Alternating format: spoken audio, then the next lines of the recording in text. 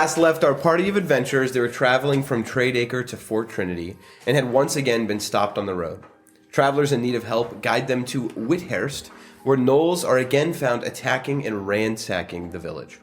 Homes on fire and villagers cornered and scared, our heroes ride in and, making quick work of the gnolls, turn them back on the run to their camp an hour south of Whithurst.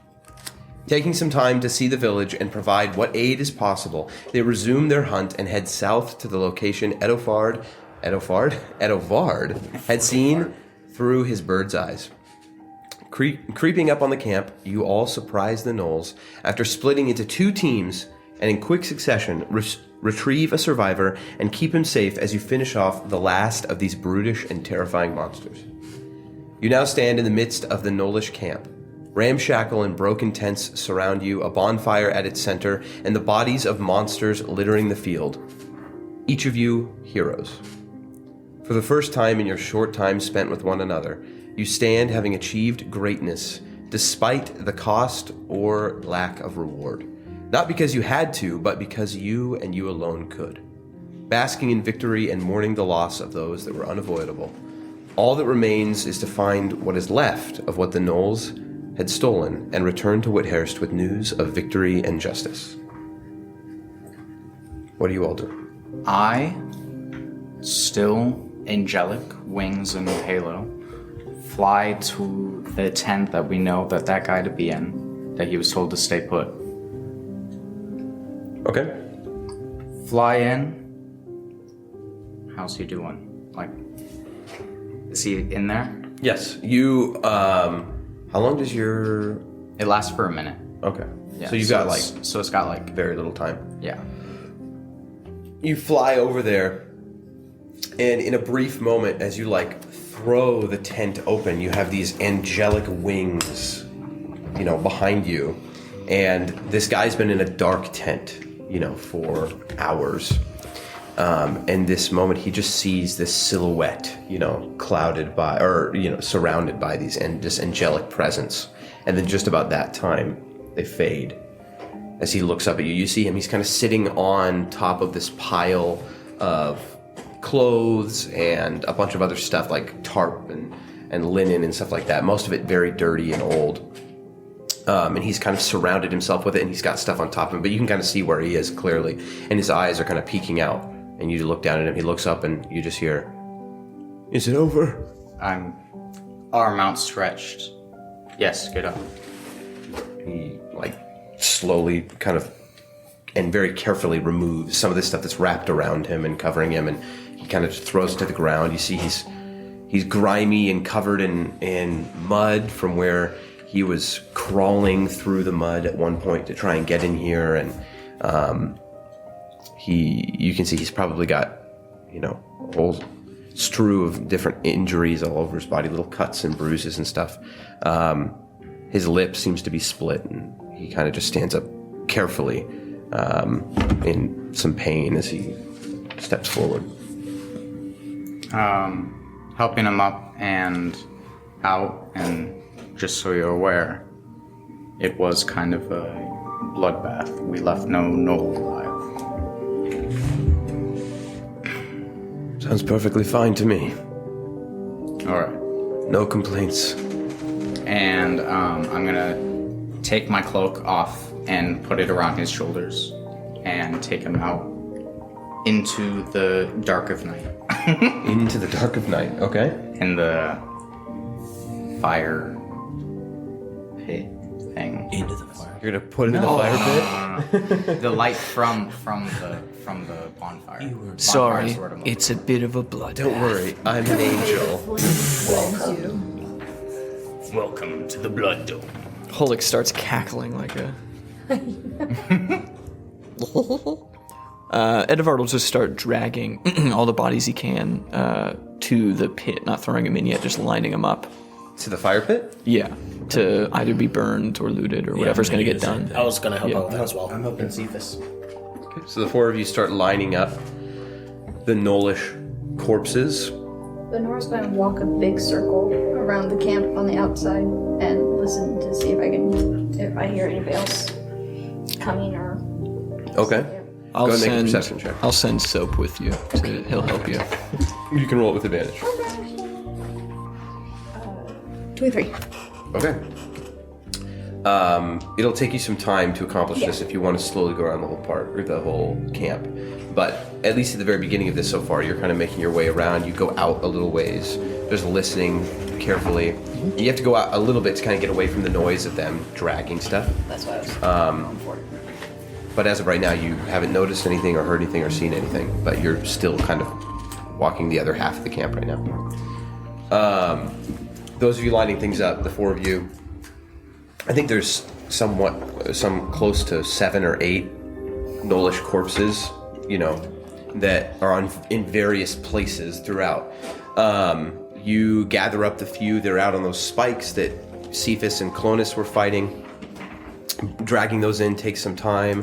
One of the ones that you had yet to see, you noticed there's one that got killed by that trap that was running away from Titus. And you see there's a large, it covers like a 4 foot by 4 foot space, this huge bear trap that when it was running through just got almost lopped in half by this thing. Speaking of Titus, for those listening, because we didn't really say anything at the front of the episode, Jarrett's not able to be here tonight, so if there's anything that Titus needs done, then he has instructed me a few things that Titus would do. But everybody playing knows that he's not here. Except for Jude, but He's not here? Not in the room with us? I would say Titus would probably help you guys with that as well. So Line up you guys drag all the bodies and stuff and line them up. Takes like 10 or so minutes. They're all lined up. I think there should be 8 gnolls, if I remember correctly. Actually, And a direwolf. and the direwolf. Yeah, that's correct. One of them should be like the Yeah. blade lord guy. Yep. You've got it's something like 6 or 7 gnollish warriors, and then there is one pack lord who is larger. He was substantially taller, almost a foot taller, much stronger. He had a glaive and a few other things. He had like a large silver chain around his neck. I can help one of you try to find some good items here. I would like to search the gnolls' bodies as we line them up. Okay. Help him.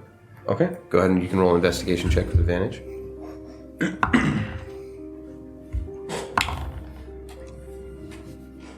15. Okay. Investigating the bodies as you're lining them up, you obviously find a litany of pretty junky short bows. If anybody wants one, you don't know how long they'll be able to be used, but they're functional as of right now, except one of them is pretty broken. One of them landed on it or something. You find 5 spears. They're all very rudimentary with sharp, like jagged points of glass or something else that have been pieced together, but they're also usable. And then on the like a random amount of different coins, which I'll roll for you in a second. But on the pack lord, you find a large silver chain that sits around his neck. It hangs from around his neck pretty low, like 2 feet, just like swinging around. And it looks like occasionally on it, there's almost like to the effect of what someone would put charms on a necklace almost. But there are different things that he has taken metal and kind of wound into it. So like made a loop out of metal and then hung something else there on it. So there's like a large tooth that he kind of put some metal around and then attached to this chain. But it's very clearly been added after he obtained this well-made silver chain. With a bunch of other stuff too. Like there's one it's got this big old tooth on it. There's another one that looks like the top of a clay jug that was broken off that he put on there. Another one is like a big, huge, hammered out piece of metal that's like really, really flat, and it's been etched into it in a language that you don't recognize. At least I don't think you speak Gnollish. No, I speak a cousin language. Which is what? Goblin. Are they cousin languages? No. But while you're looking at it, the only thing on that necklace that looks like it was intentionally on there at one point is almost like a silver medallion hanging at the bottom of it. It's not super massive. It's about the size of like a silver dollar, maybe a little bit more, or a little bit bigger. But on it is an image of, or it's scratched into it, and it looks fairly well made, of two hands that are, one of them is palm up and the other one is palm down, kind of over it, in like a, almost like prayer hands, but they're turned. So like they're, yeah, exactly, like the way you're holding your hands to the audience. Palms are matching, but the hands are Yes. rotated. Yeah. So the fingers are on opposite sides. Yes. Helping hands. He was a philanthropist. A philanthropist. And you see on that medallion as well, 3 small jewels. Do I recognize the symbol? You may make a religion check. 9. You do not. I don't touch it. And then amongst all Since of I'm the helping him, I see it, right? yeah, you see it. You can roll if you like. I don't know. I don't know.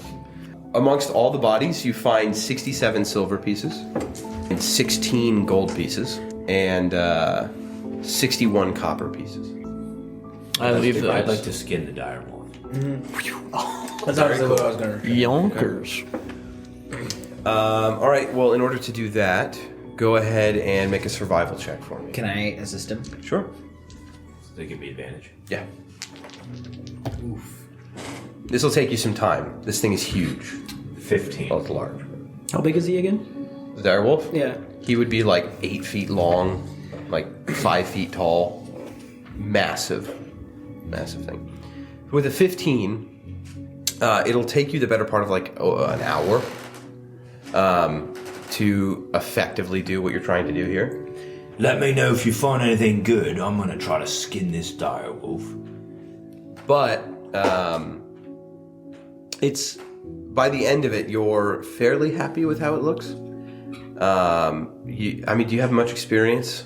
I guess you spent some time as a hunter, but not with this portion of it, right? Are you proficient in survival? Yes. Okay, so you have some experience here, but you're not a professional. So yeah, it's suitable. It's suitable to what you were trying to do. But we'll get back to that, and that takes you about an hour for the two of you to do that. That's everything you find on the bodies of the gnolls. Lumen, was there something that you were looking for while you were in the tent? Where we left off, you had stuck around inside the chieftain's tent. I just wanted to lay down for a moment. On his bed? Yeah, on his bed, just kind of, since he's dead now, and I kind of want to just soak in a moment. Just to, I don't know. What a weird thing to do. Well, I mean, getting his, because I kind of want to, Very serial killer-esque. no, not that aspect, but Mind of a cereal. trying to get in his mind of what did he follow Okay. for Interesting. So his bed... spirituality, basically. His bed is this large area of like hay and grass and stuff that's all been piled into a corner, and then there are like large blankets and stuff all thrown on top of it. You see in here as well, there's like a really rudimentary table, some chairs, probably taken from the village at some point, but they're mostly very scratched up and broken in places. And then you see there was like a section that was kind of like hollowed out in the corner of the tent, or like matted down, I should say, for where his dire wolf probably slept. And you see all around it like various bones and little things, and there's like a large trough of water, but bones, whether humanoid or animal, that are just splintered and broken over there, that it was gnawing on at some point. But I'll let you go ahead and roll an insight check while you lay here in his bed, trying to figure out who he worshipped, if anyone. Maybe himself. Perhaps himself. Can you do that? Worship yourself? What do you mean? People do it in real life all the time. I don't know. It just seems Living for themselves? Yeah, I guess so. Yeah. Next time I Could go I over guide to Jerry's something? house, I'll Sure. lay in his bed and try to figure out Who he worships? who he actually worships. If you So lay that's in a my good bed and you look at the ceiling, Okay. you'll see a lot of words. Guidance is D4. D4. Yeah, D4. So You've been writing on your ceiling. No, it's all the words on the installation. Of phone. installation. That's who I worship, apparently. 15. Okay. Go ahead and also roll a perception check. Actually, you know what? What's your passive perception? Yeah, 13. Yeah, all right, we'll do that. As you kind of just lay here, just kind of taking in the room, it's very simple. You know, there's really nothing. He doesn't have any posters or banners hung up anywhere, nothing special. Besides the crucifix on the wall. No. I mean, no clues in here that he worships anyone. Then I just check to see if there's anything of interest for either myself or for the party. Roll an investigation check. Or either even, if there's nothing even for us, maybe something of interest for village, if it was something sentimental value even. Yeah. Is there anywhere specific you're looking, or are you just trying to comb through the whole tent? Somewhere that maybe somewhere where you'd hide valuables, maybe under the bed. Okay. Investigation check? Could I guess? Yeah, that's fine. No, I just thought of a spell. Sentimentality. So it's like detect magic, but for sentimental value of objects. Sentimentality. And like you can see like the aura of who like it is. If you That would be a very strange spell. What was it? 13. Okay. Kind of just tearing through the bed a little bit, and I mean it is just a bunch of loose, dead grass and hay and stuff like that. At the bottom of it all, when you kind of like move everything aside, you do find a small, like a chest or like a footlocker, but it's very, very shallow, but like 4 feet wide. And you see it is locked, like with this heavy, rusted padlock on it. Can I move it at all? Or is it Yeah. What is your strength score? -2. Yeah, it's you can with some effort, you like drag it out of the tent. And those of you who are like lining up the bodies and stuff right now see Lumen like flapping his wings to give himself a little bit of extra push as he like drags this huge like footlocker out of the tent. Guys! For like a chest, it's fairly shallow. It's like a foot, maybe a foot and a half. Probably a foot and a half to 2 feet, sorry. Guys, I found some. Helping the guy settle down, like, and I'm gonna sit him like near the bonfire. If there's Right a next part, to all the bodies. Well, did you place all the bodies around the bonfire? Is that what- Not around. They're just Line them like up in a next to 2x4. Okay. I was just gonna try and find a spot that was like not with There's like 8 carnage bodies. all over it and like blood and stuff. If I could just sit him down there so he has something warm, safety blanket on to just like recuperate while everything's being taken care of. And he does so. He sits there, just kind of looking at the flames. And I'll go help him. Like I'll just lift up the box and Okay. Bringing it out into the center square area. It's fairly heavy. I mean, Yeah. it takes some work. The two of you have to lift it. Setting it down, though, it is locked. And as you set it down, you hear just like clanging and clattering of whatever's in there, like various metals and things like that, all kind of clattering around. And you can hear what might be coins or things like that shifting around inside and making a lot of noise. Venora, as you are finishing up your patrol around here, after a few minutes you've been just listening keenly for anything, you walk by the northernmost portion of the camp where there were a lot of those large spikes set up to deter people, and there were a few cages there. As you're walking near that part of the camp, you do hear a soft whimper, sniffling like a child after having cried. I will slowly start walking towards that. I have a torch. Probably didn't, actually. I'll light one first. Okay. And then over there. Spending the time necessary, you light your torch and start walking back towards the camp now, and the sound kind of dies down as the light grows closer, and you have to kind of weave around these large spike traps to get to it. You have to kind of walk a bit around, actually, because there's those trenches too, but getting over to the cages, you see the bodies of a few people who have been here probably for quite some time for whatever reason. You see some small animals, like really, really thin, like emaciated dogs that were being kept here for whatever reason also, who don't look like they're alive anymore. But actually one of them is like barely alive, just kind of like looks up in your direction and just kind of like puts its head back down. Ration in the cage. Okay, pull out one of your dry rations and throw it in there. It just kind of, not even having the energy to move, it just kind of slowly kind of inches its way over to it and picks it up and starts to chew on it. But as you grow closer to one of these cages, you see kind of flickering in the torchlight here in the middle of the night, you do see some movement over there. And in it,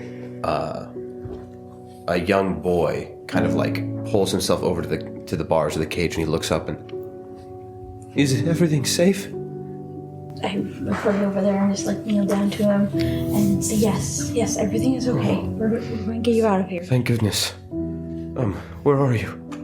You notice his eyes are like fused shut. I just slowly, gently touch him right on his shoulder. Thank you. You're okay. We're going to get you out of here. Are all of them dead? Yes. Hey, are you from the village? No, but we're here to help. Did they send you? Yes. Is my father okay? Do I know his father? You probably would remember, like the innkeeper had mentioned that or the mayor had mentioned that the innkeeper's son had been taken. And you notice this kid is not standing. He is on he's like dragged himself over. He grabbed the bars and like pulled himself towards you. And he was supposedly lame, like he couldn't walk. Does he look like he's bleeding, or like this was this just how he? Oh, he had the crutch. Yeah, the crutches. The crutches back. I think somebody has them too. Where is the? I think that It would be in the carriage. I would have put it in the carriage before leaving for this fight. But when we left, his dad was alive, right? Yes. Yes. He handed me the stuff, and I took it with us. His name is Carrick. Yes, your father is fine. What was goodness. your name? Rickton. Rickton. His name? Yes. Yeah, Rickton. Rickton, everything is going to be okay now. I'm going to go unlock the cage real quick. You stay right Thank here. you. And then, does his eyes look like they've always been like this? Like, what is wrong with In like the flickering torchlight, go ahead and make a perception check for me. 8. 8. You're not sure if they've always been like this, but you just see that they are puffy and red and like swollen shut. Alright. He has hay fever, got it. Maybe more severe than that. Where is the lock? Is it like an external lock? Or Yeah, you see it's just like there's just 2 large rings and a big old bolt through it, and then in that bolt to keep it in place there's like a padlock. I'll just yell out, hey, does anybody have a locksmith, something that can get this cage open? The two of you are, Cephas and Clonus, you are still just cutting apart a direwolf here. I'm gonna leave this and go over to see what is going on. Okay. That she's Running over to the cages, you see her standing next to this cage, and you see a young teenage boy kind of like leaning up against the bars of the cage. I'm gonna call Vith over and send him to the carriage to go grab the crutch and bring it to us. So Vith slides over into place near you, and then just bolts off towards the carriage. And that would have been in Draconic, so you don't know what he just ran off to do. Yeah, but anyway, Only some of you know what he just ran off to do. I'm gonna take 2 hand axes and I'm gonna put one at the top of the lock, like in the part in between where where you would pull it down, like once it's unlocked. And then I'm gonna use another one to beat the head of it to get enough pressure to break the lock. Okay. Go ahead and make a strength check. I just kneel down beside him again and just tell him it's going to be loud for a second. 14. Thank you. Okay. He kind of like he kind of slumps backward away from the cage door in order to not be caught up in anything. And then you crash into it. Is it 14? Yeah. You crash into it. You see a large dent in the metal is made, but it does not break. It's a fairly thick iron bar. Not that it's impossible to do. It's just it needs some more. You spend some time just wailing on it, trying to break it. And get a few good hits in. I might be able to pick the lock. You fly over.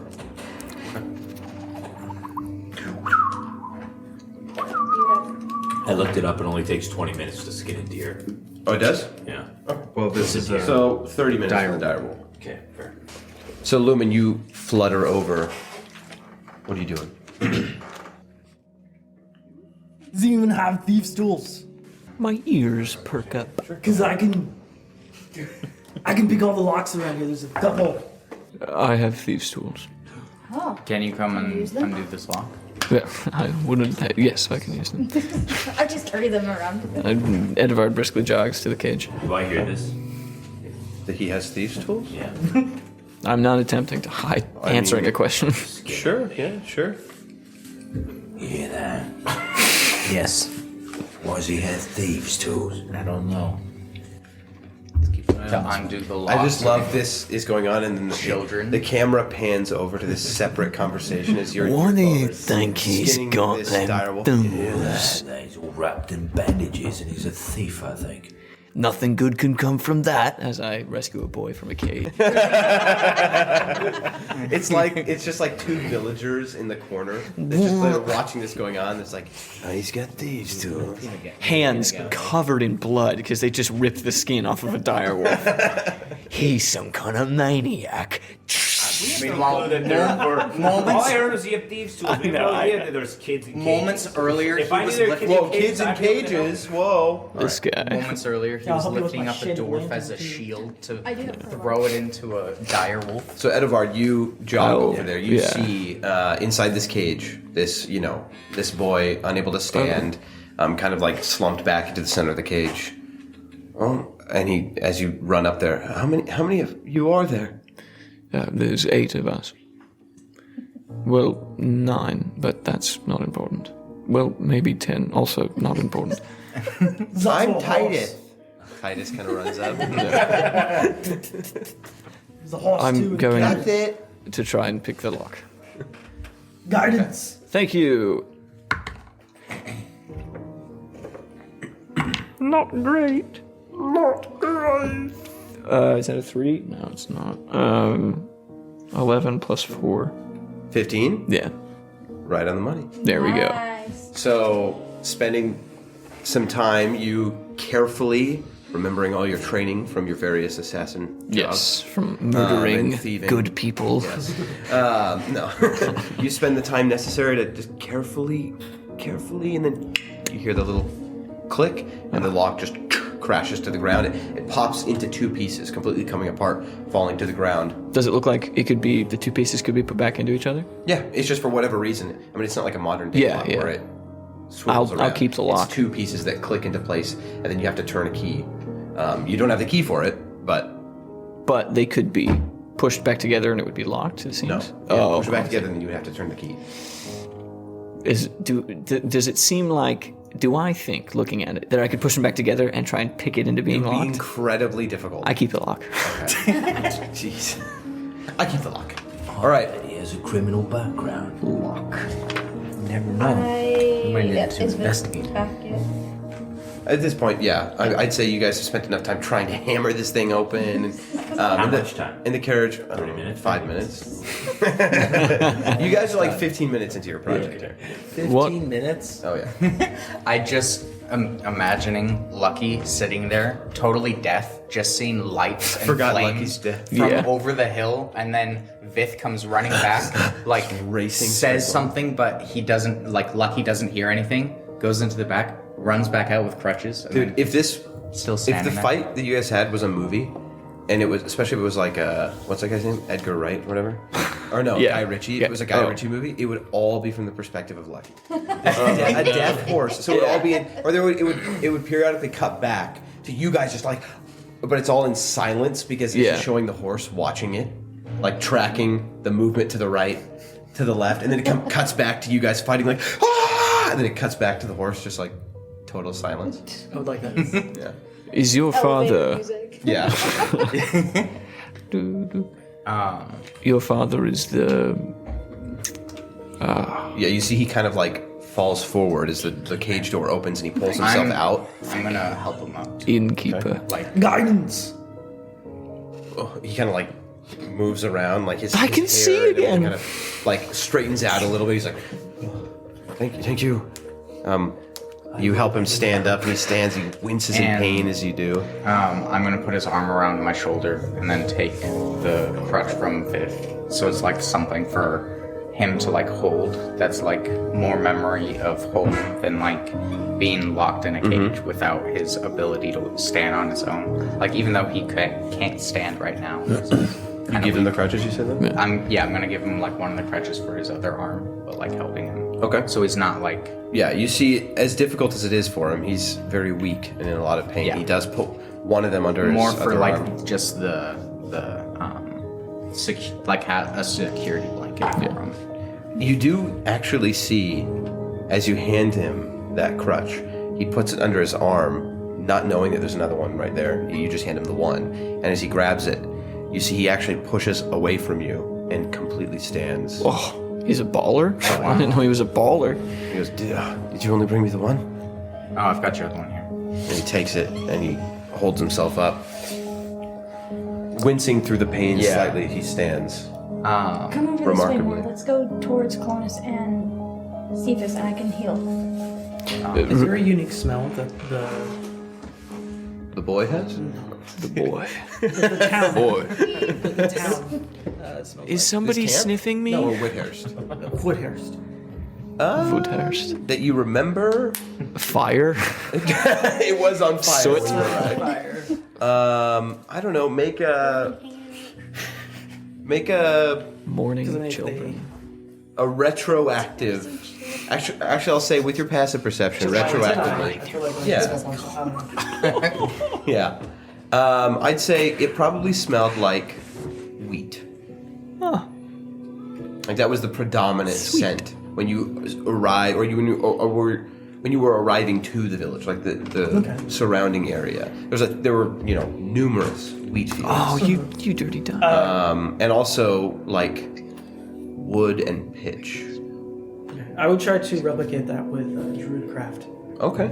Nice. So kind of, since he can't see anything, I would try to, because you can replicate smells. So Yeah. So this breeze kind of like overwhelms him for a second as he's standing there, and you can see him kind of catch his breath for a second. You let me know when I. You all did arrive from Woodhouse, didn't you? We'll get you home soon. When I see them, just let me know. I'd say like, if you look over, they're not that far away. You can see what they're doing, and you see this kid on crutches. All right, fine. Okay, well then, I'm gonna take a break from my skinning. I'm gonna wipe my hands on Clonus, on me. How old does the kid appear to be? Between 12 and 15. Okay. That could be anything. 11. I'm gonna walk over and say, "And who's this then?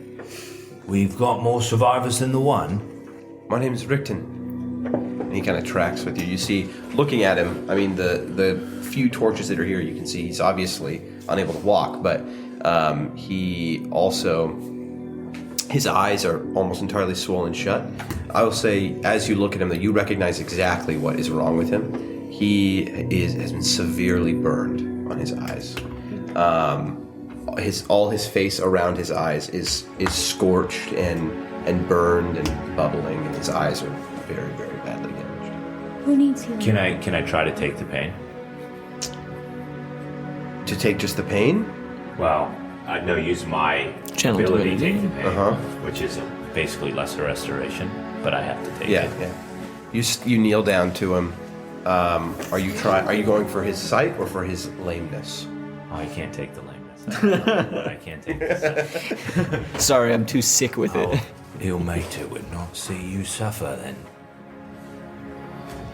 And you kneel down. I spit in the mud and I put it on his eyes. You guys see as Cephas, this hulking figure, and this boy who's a human, 13-year-old or whatever, and he's fairly small. He kneels down as much on his level as he can, kind of rubs his eyes slightly. Lexi, were you going to heal him as well?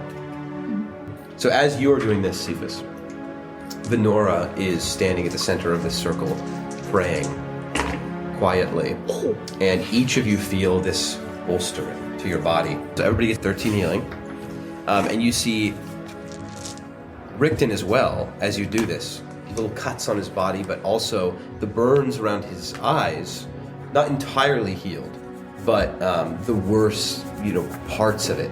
Kind of the swelling goes down a bit to where his eyes are now revealed as you are doing this, and you can see he was severely burned, but to the portion where it had blinded him, entirely. So his eyes are all clouded over and extremely red. But as you do this, you kind of wipe mud across his eyes, and in just a few moments, your vision entirely disappears. You're unable to see anything. And then Rickton, standing in front of Cephas, kind of blinks a few times and shakes his head. And how did you do that? Oh, sorry, it's kind of funny. Well, and I'm gonna. What, should it not have worked? What? Should it not have worked? No. Oh. It's, how did you do that as a funny? Because obviously it worked because I took it, but yeah. Sorry, funny to me. No. I still don't get it. Oh, I took it from you, I did. Best for you to see. You'll want to see your way home. Thank you. Clonus, I think you're probably going to have to finish that direwolf. I will have to have you make a roll then. Okay. When we get to that. He just kind of just slack-jawed looking around. I had kind of resigned to the fact that I wouldn't be able to see ever again. So thank you. I'm alive and now I can see. It is all because of Ilmater, the god who takes away our suffering. I've never heard that name before, but Oh, well, he must be very powerful. hold on. I'm looking for my track. I've been blind for long, so I'm getting used to it. I wasn't very used to it either. Thank goodness I don't have one in Braille. I find the track and Okay. I hand him that. Limited edition.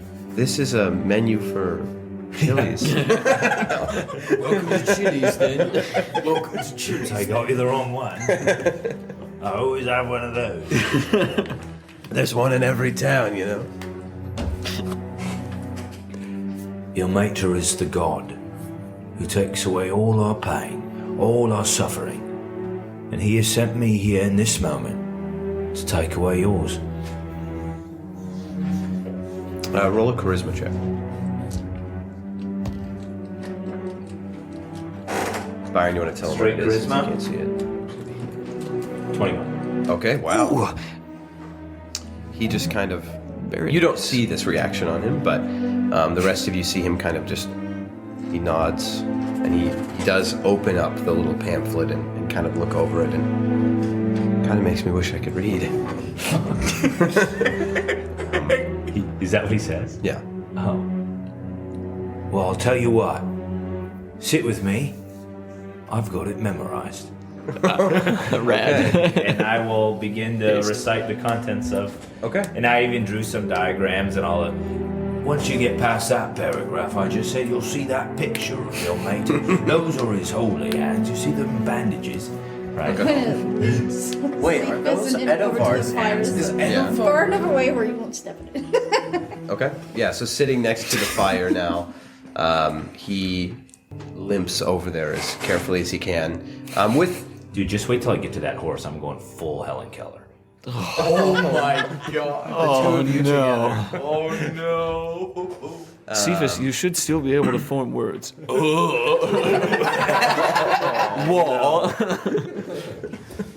Whoa. How many times a day can you take? It's just a bonus action. Oh, it's Well, channel doesn't it have a number divinity. of times. Isn't it your channel divinity? Is it your channel That divinity? is not. No. Oh. You use your channel divinity to do that. No, yes, it is. Sorry. So once per short once rest. Once per short rest. Yeah, you're right. Okay. After well, that, for the rest of the campaign, Cephas is blind. Cephas is blind. Yeah. Shoot. You shoot. Baby carrier, no working anymore. Well, you'll be carrying him. Just 4 foot Clonus carrying 8 Pick foot. up your feet again. You're dragging. You're dragging. All right, go ahead and roll a survival check Okay. to try and finish the. I mean, you're 2/3 of the way through it. Don't mess this up, man. Mess this up. 10. Okay. Not It's terrible. most of the heavy lifting was already done, but between the two of you, Okay. so you're just bringing it home. Yeah, I mean, in the next 10 minutes or so, you finish up the process. It's in relatively good condition. You have what's left of this direwolf here in a few pieces because there were a couple mishaps here and there. Yeah. But you've got a lot of meat here. I mean, Cephas Do will with never as you know. please. That's true, but no, the skin is intact. Okay. One huge piece. I just finished it. Yeah. Okay, so I'm gonna start rolling it up, get it rolled up. Mm-hmm. Put away the tools. Walk over to Clone or walk over to Cephas. Walk over to yourself. Walk over to myself. Just like that guy in that one duel that, what did I say? He walks behind himself. Yeah. Yeah. Walk over to him, talking to the boy, and I kind of sit down next to him and slowly try to piece together what's going on here. Yeah. 'Cause I don't quite realize that he's blind. Cephas is already. He's just talking about it, and like Yeah. maybe he's just reading him the story. Okay. Rickton You know what? does look over at you and was that the wolf that they had? Yeah. Did you guys kill it? Oh, did he finish? Oh, I'm done. What? What's Yeah, it I'm look done. like? It's pretty good. I don't know. I did my best. You What did are you most of the gonna- heavy lifting. What are you gonna do with the skin? I don't know. Close, what were you gonna do with the skin? I was just helping you out. Or Cephas. Oh my goodness. own name. Hey, me. How is this gonna go? Let's retake that. Hey Cephas, what are you gonna do with the skin? Well, I don't get cold myself, but maybe this fella here would like it once it's dry and not sopping in blood. It does help keep people warm, doesn't it? That would be true. It looks really scary if you wear it. Oh yeah. I understand it's a bit grim, but there's lots of lecithin. It's an oil in brain matter that is used for tanning hide if we want to crack open one of these gnoll skulls. Have you done this? Have you done this before? Not with a gnoll. With other things though?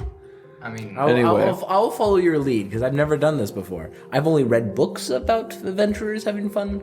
So I've tanned a few hides out of necessity. It fetches a pretty penny in town. But this boy certainly deserves a mighty cloak for enduring all this. I don't think I deserve that's more than a cloak. I mean the hide. I mean it's huge. Like A it's blanket. not cloak size. Well, no, it would make a cloak. You're cloak, right. yeah. Rather than like a normal wolf would make like a mantle, this would be the size of an entire heavy cloak. That's so cool. That's pretty cool. I think it'd be cool to wear it, you know, and you have like the wolf Yeah. head.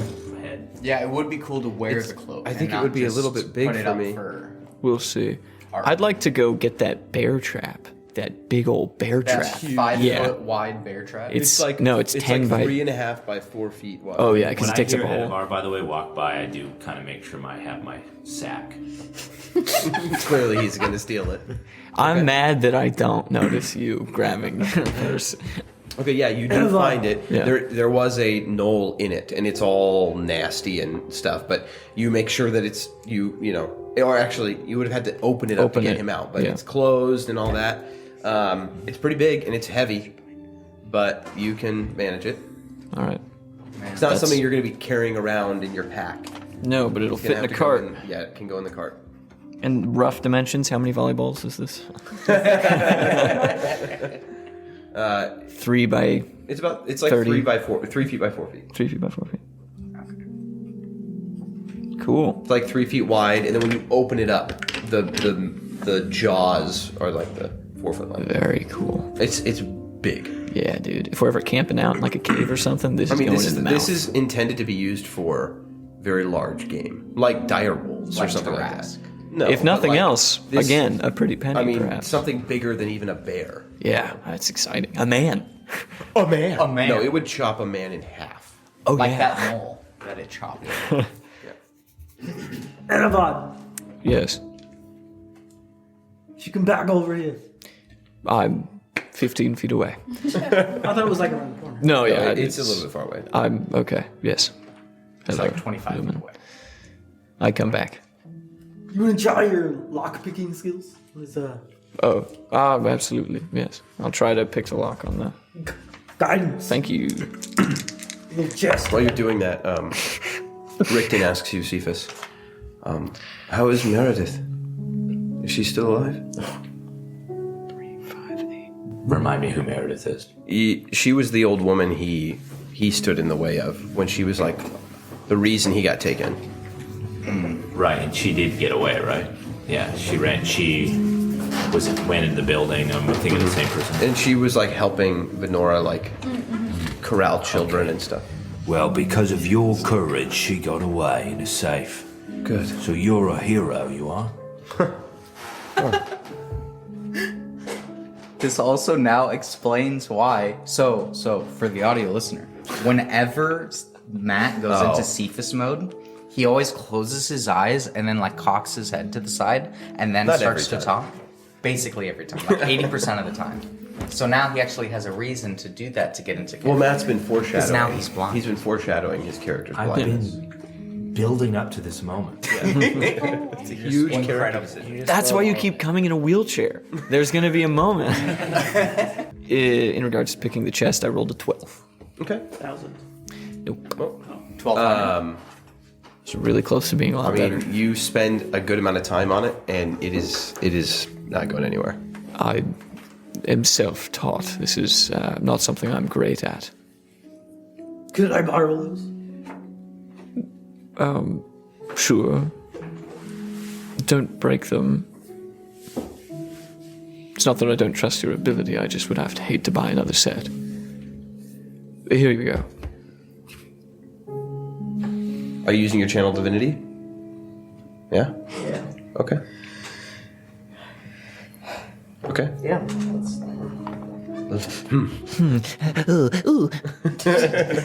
So clutching your holy symbol, you see it kind of morph and change into the shape of a few gears and some small little tools, this imagery of Kiltus.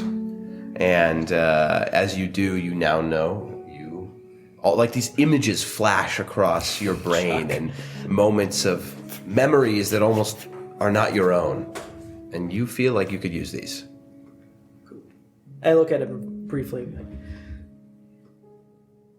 if these break, I'll buy them. I appreciate it. And I get at it. All right. All right, go ahead, roll a dexterity check, Can I and you help can him? add your proficiency modifier.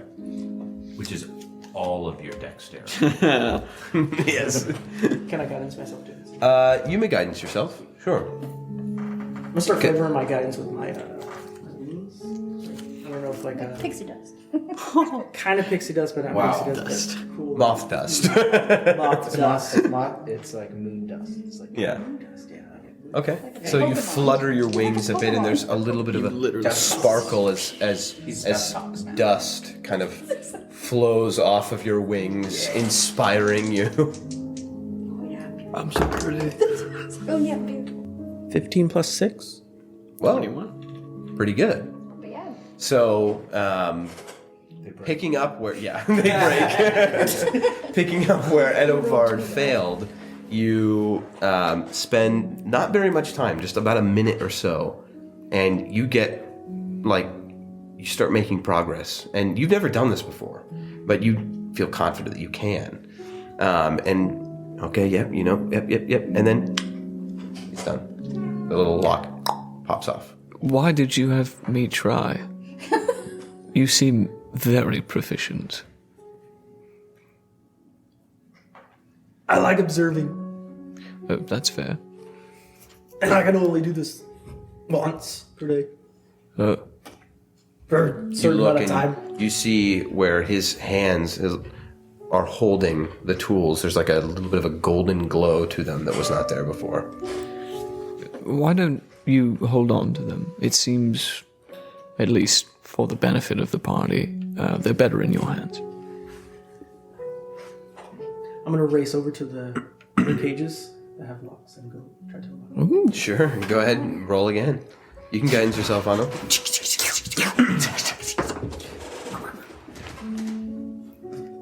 He's gonna let out like a bear or something. Yeah. He's just like opening. Not even even looking. 17, yeah. One of the cages. The cage door opens. The few dead people in there don't move. But that There's one with the dog open. Yeah, the one over next to it, you see, has a dead rabid dog and then just another dog attacks that's just like, it's like licking its chops as it just finished eating some rations and it looks up at you. Hunger. Just breathing heavily. Is that one locked still? Or? Yeah. Saliva begins pouring out of its mouth as it watches you. 12 plus 6. Okay. 18. With relative ease, the cage door swings open. The dog kind of lifts itself up as best it can. Its legs are kind of wobbling, and then it walks out of the cage and looks up at you and just kind of like licks the side of your furry leg. He's just showing off at this point. It licks him. Who's rolling initiative? Make the dog roll initiative. Oh no! Told it did. And then it just kind of it walks around in a circle at your feet and then lies down. Dude, we have a. Now we have a dog and Lucky and a cripple guy. We have a emaciated dog and a deaf horse. And a kid that can't walk and an old man. And a And a giant that blind- can't see. A blind fighter that doesn't have blind fighting. That's just great. Who needs it? Divine sense. Cure wounds on. Based. On the dog? You have to be able to Oh, see okay. the Go ahead, enemy roll. to use blind Isn't that a sense. D8? No, You can't you use don't. Questionable. Just can't be behind total Dude, isn't cover. Cure Wounds a D8? There's a D8 plus your spellcasting Yeah. ability modifier for each level you expel.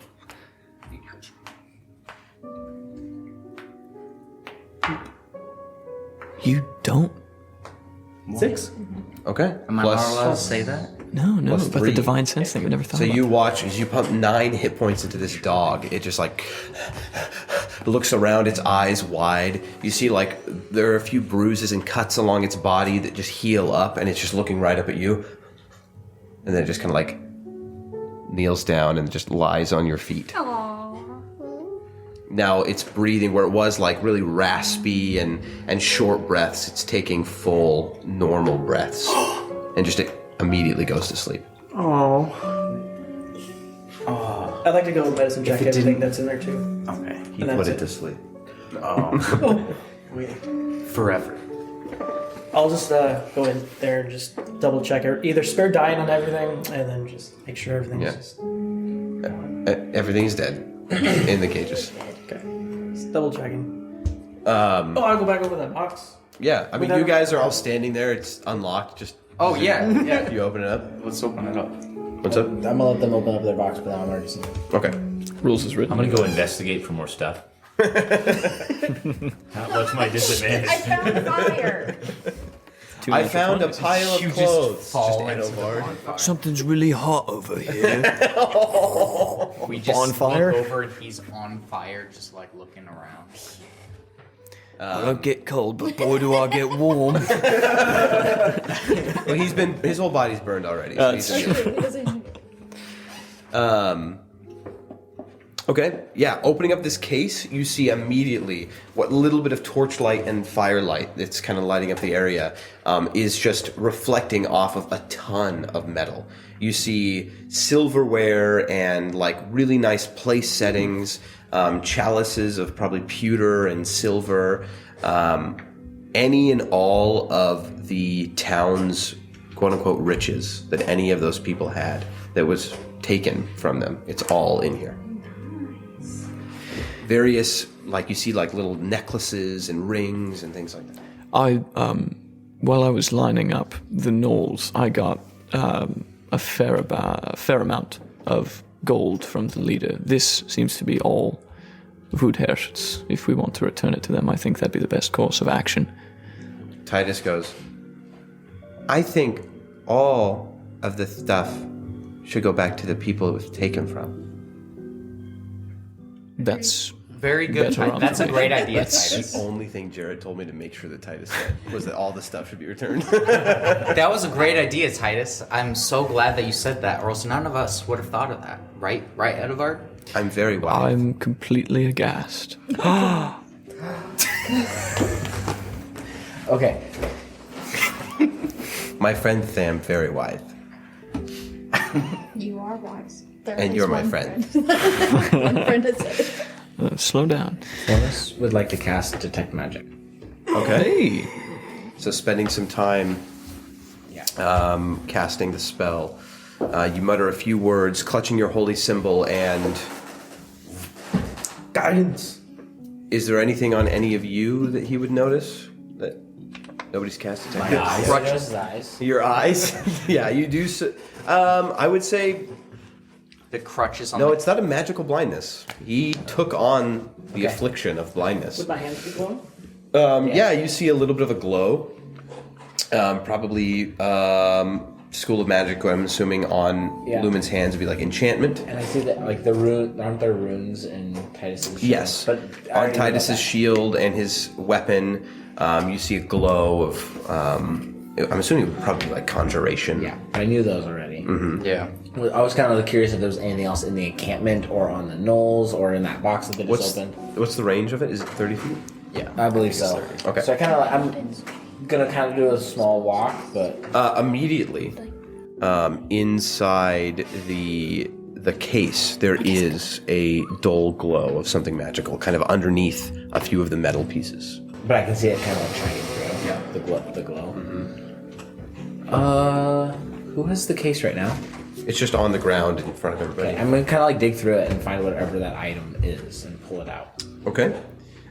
Digging through it, you kind of push aside a bunch of stuff, and you see a glowing, because of Detect Magic, you can see this ring of energy glowing around this small magnifying glass. I can tell what kind of magic it is, correct? The School of Magic, you spend some time studying it, and it would be divination. It would definitely be divination. Divination. And this is for Byron's understanding. Divination is... Yeah, so there are various schools of magic. You know, evocation is like damage, whether healing or dealing damage, right? And then illusion is self-explanatory. Divination is like to uncover or reveal knowledge. Things like scrying, like you can use scrying is a divination spell where you look magically, you look somewhere else and you can see things from far away. Also things like I'm pretty certain that things like asking questions of a deity or a higher power, any spells or things like that, those are divinations. Okay, I'm just gonna put it up to my eye, like, just like look through it. Okay, it's very small. It's barely bigger than like monocle sized. Okay. So for you, it's like a small Magnifying. glass, but it's still not very large. Yeah. So like in the Lumen get hand of a close when he human, does Could Lumen get kind of close when he does that? get kind of close. Yeah, for his eye. I just want my eye to get close to. Oh, So it looks as you're like gigantic. as you're like looking around, yeah, Lumen kind of like gets right up to you and just this huge eye full of different facets, Lumen. all these different colors. Your Like eyes are beautiful. Sorry. Excuse me. But looking through it, I mean, it's nothing particularly special until there is a moment when you're like looking at Lumen's eye that you realize with this in front of your eye, everything is slightly clearer. Just everything is slightly sharper. Slightly sharper. Clonus needs glasses. Is what I I'm was saying. just No, I'm kidding. Okay. You have astigmatism. So everything looks clearer though. Everything is just. It's like you wouldn't have noticed it if Lumen's eye hadn't been so close, and all the little hairs around his eye you could see so perfectly clear. Everything was very crisp. Well, guys, this is kind of like magical, I think. I don't know why. Just is, and I roll it like rotated. Okay. Does it change anything as I'm looking through it? No color changes or perspective changes. Just everything is clear. Yeah, everything is clear through it, and it does magnify things to a fair degree. This stone came from where? This came from where? This is a magnifying glass that he found at the bottom of that Magnifying case Yeah, of that stuff. case, yeah. What is the rest of the contents of the box? A bunch of like silverware and plates, and you see some scrolls with like painted scrolls that might have been hanging in houses. You see like a set. You a scroll. You see like a nice like mantelpiece thing, like where somebody had made had woven together like this beautiful thing that would sit on somebody's mantle. It's all stuff that they've just taken, whether from just Whithurst or from other places. It's all just like it's like their treasure. This is where sentimentality would come into effect. Oh, this chest would be just As well as like you see a pocket watch here and there. There's a pocket watch. Is there anything written on this monocle magnifying glass I'm seeing? There's nothing written on it. It's just. Do you see? Go ahead, make an investigation check. Well, I think we should try and return to Woodhurst as soon as possible. We should load this up in the carriage. We should probably bring Lucky here for closer. I'll go fetch Lucky. Investigation. Investigation? That's not the right word. 6. 6. There's some nice engraving on the little handle. It's got like a little wooden handle. There's like it's just like filigree basically, just like a nice little loops, but no words. I could identify it. You can? Oh my goodness, why am I playing around with this? Identify! I'm gonna go fetch Lucky and bring him closer to let him up. Okay, Lumen, I think I have an idea. I want to find something that I can't read and put this over it and see if I can read it. But I don't know. This is a weird thought. But identify it first. So for the next 10 minutes or so, as you are all kind of finishing cleaning up the area, your detect magic is still going. Did you want to like look around the camp, see if there's anything else? All right, go ahead and roll an investigation check. One more for me as you walk throughout the camp and try and see if you find it. Actually, it's a general perception check because there's no investigation necessary. This is just see if you go to the right places or not, and then your sense will trigger. Perception? Mm-hmm. Joys. 13. Okay. Walking around to the different tents and throughout the camp, if you're within 30 feet of it, it should be glowing if there's anything. You don't see anything until finally you walk up to the warlord's tent, this biggest tent.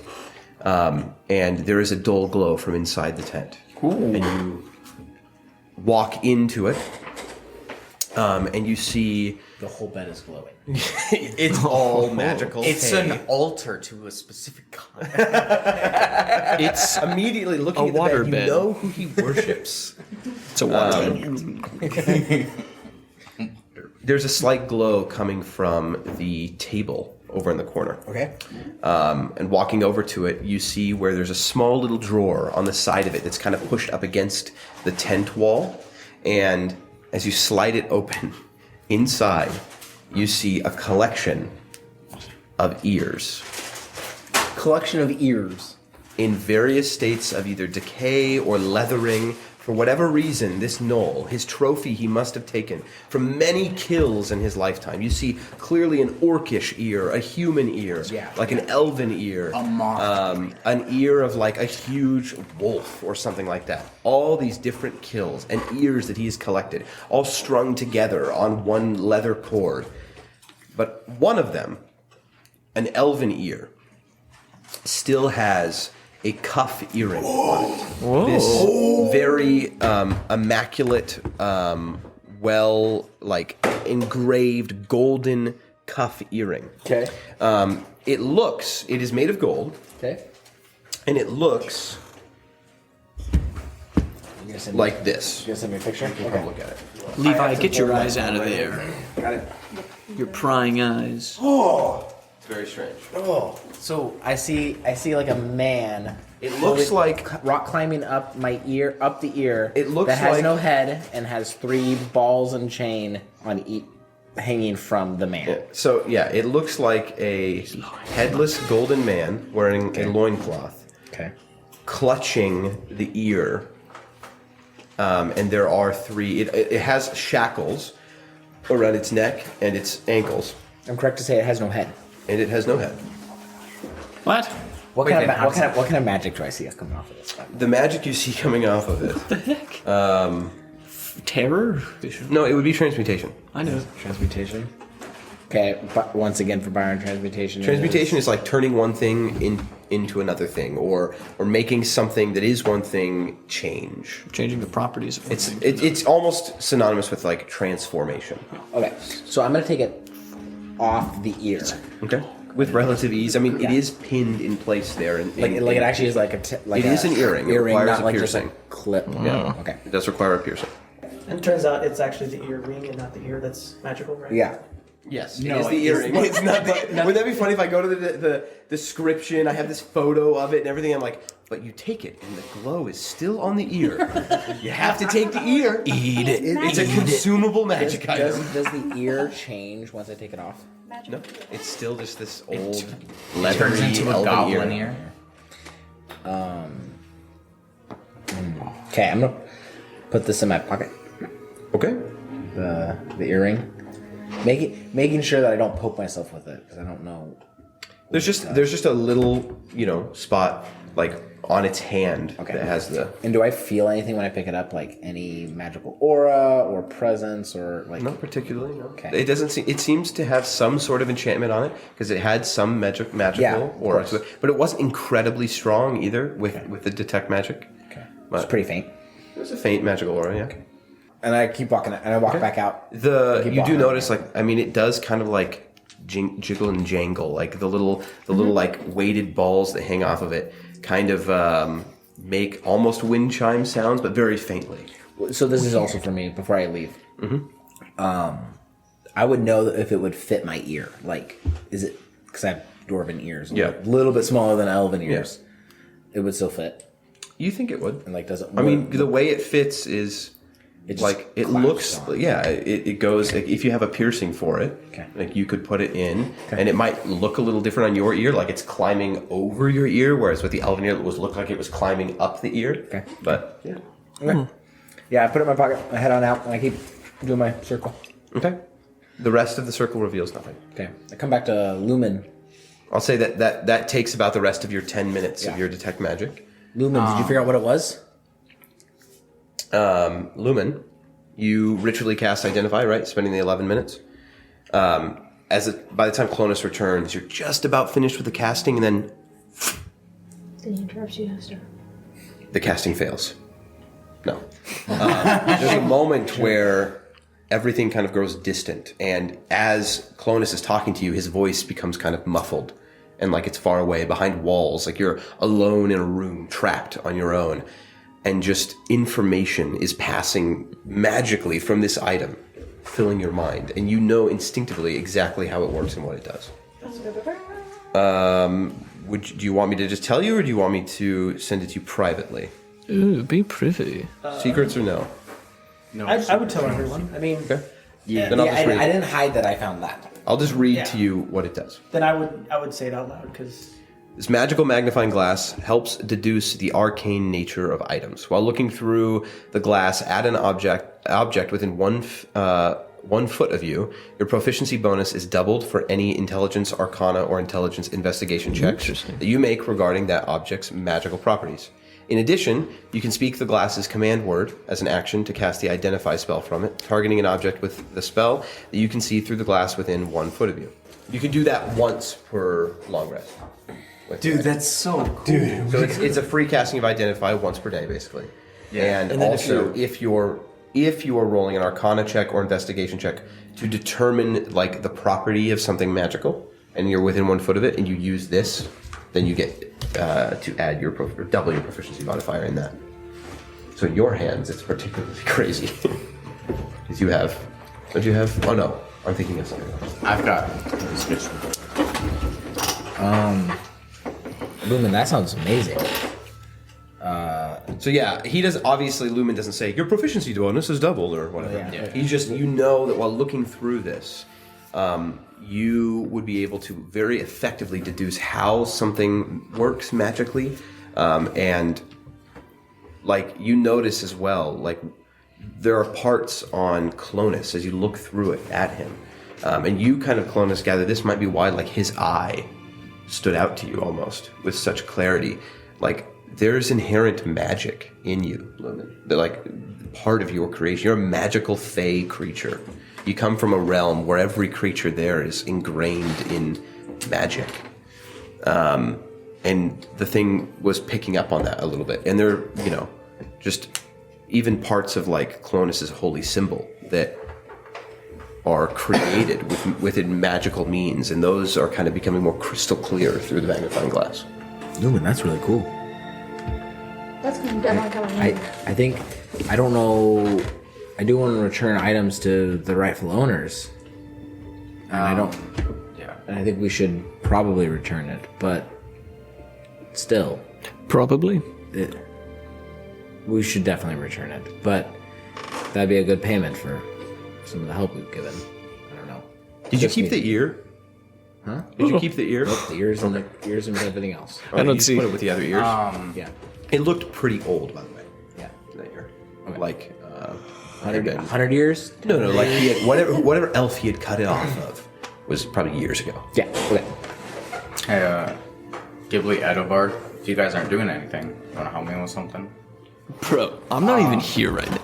Can I help you with something, Titus? Can I? Yeah, or you too. If we can just have some people finding large pieces of linen or cloth that isn't like just soiled beyond saving, and if we could lay those out, take some of the dead bodies that we can like that we could and wrap them up so we can bring them back to be buried. Absolutely. Away Oh, the from- people. Not talking about the gnolls. No, not the gnolls. Who cares about the gnolls? This is about the actual people, the soul havers that would have been dead. I'm just A kidding. dilemma. Let's use the tent. That's a good idea. Yeah, we can use tents. Trapezy? I mean, it's like it's cut up and stitched together, right? What? Like the tents. Most of them, like yeah. thrown together. Yeah. Yeah. They're various pieces of linen or whatever. I'm back with Lucky at this point, I think. Kind of making my Yeah, way back to the you are group. back, yeah. But I want to have each one separately wrapped if we can. Okay. I'm gonna work on that. So as far as bodies, human bodies, there are 4, Okay. or humanoid bodies. Actually, they would all be humans. Woodhurst is occupied primarily human. And a couple there- dogs.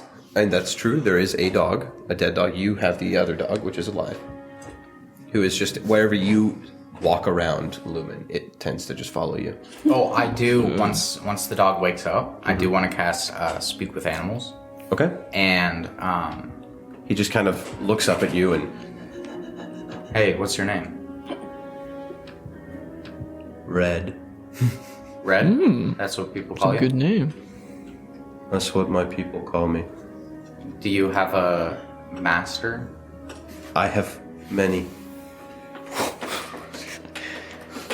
They are in me. We are many.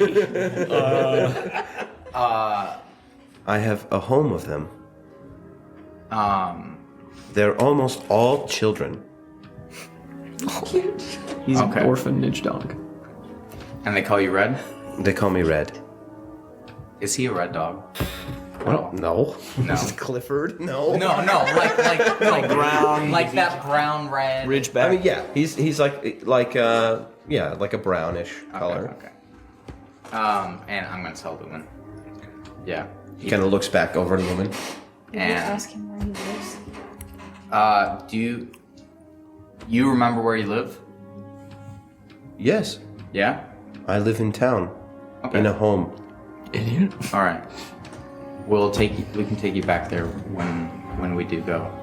We're gonna gather things up here first, and then go, so we can return you. I'm sorry, Lumen. It's got an owner. Was he barking the whole time? No. He was very weak, and he still is No, I fairly meant weak. like. Oh, at. I mean, like when he does speak with animals. Yeah. The dog occasionally just.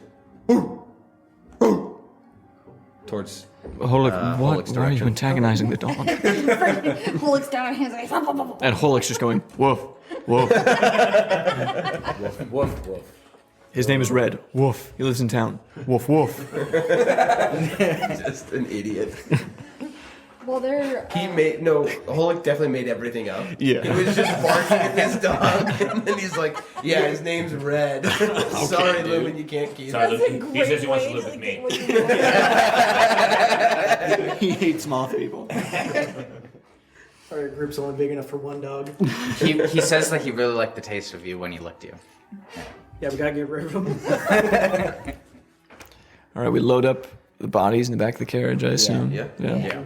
While they're doing that, I was going to go sit by Cephas, and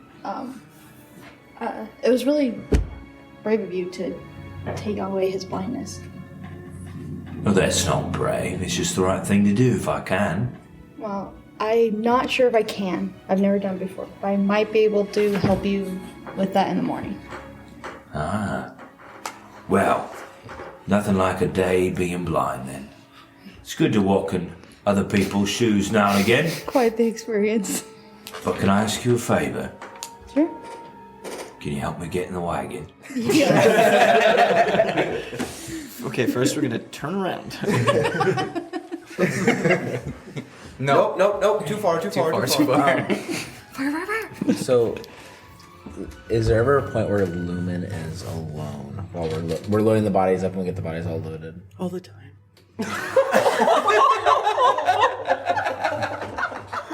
I meant physically, not emotionally.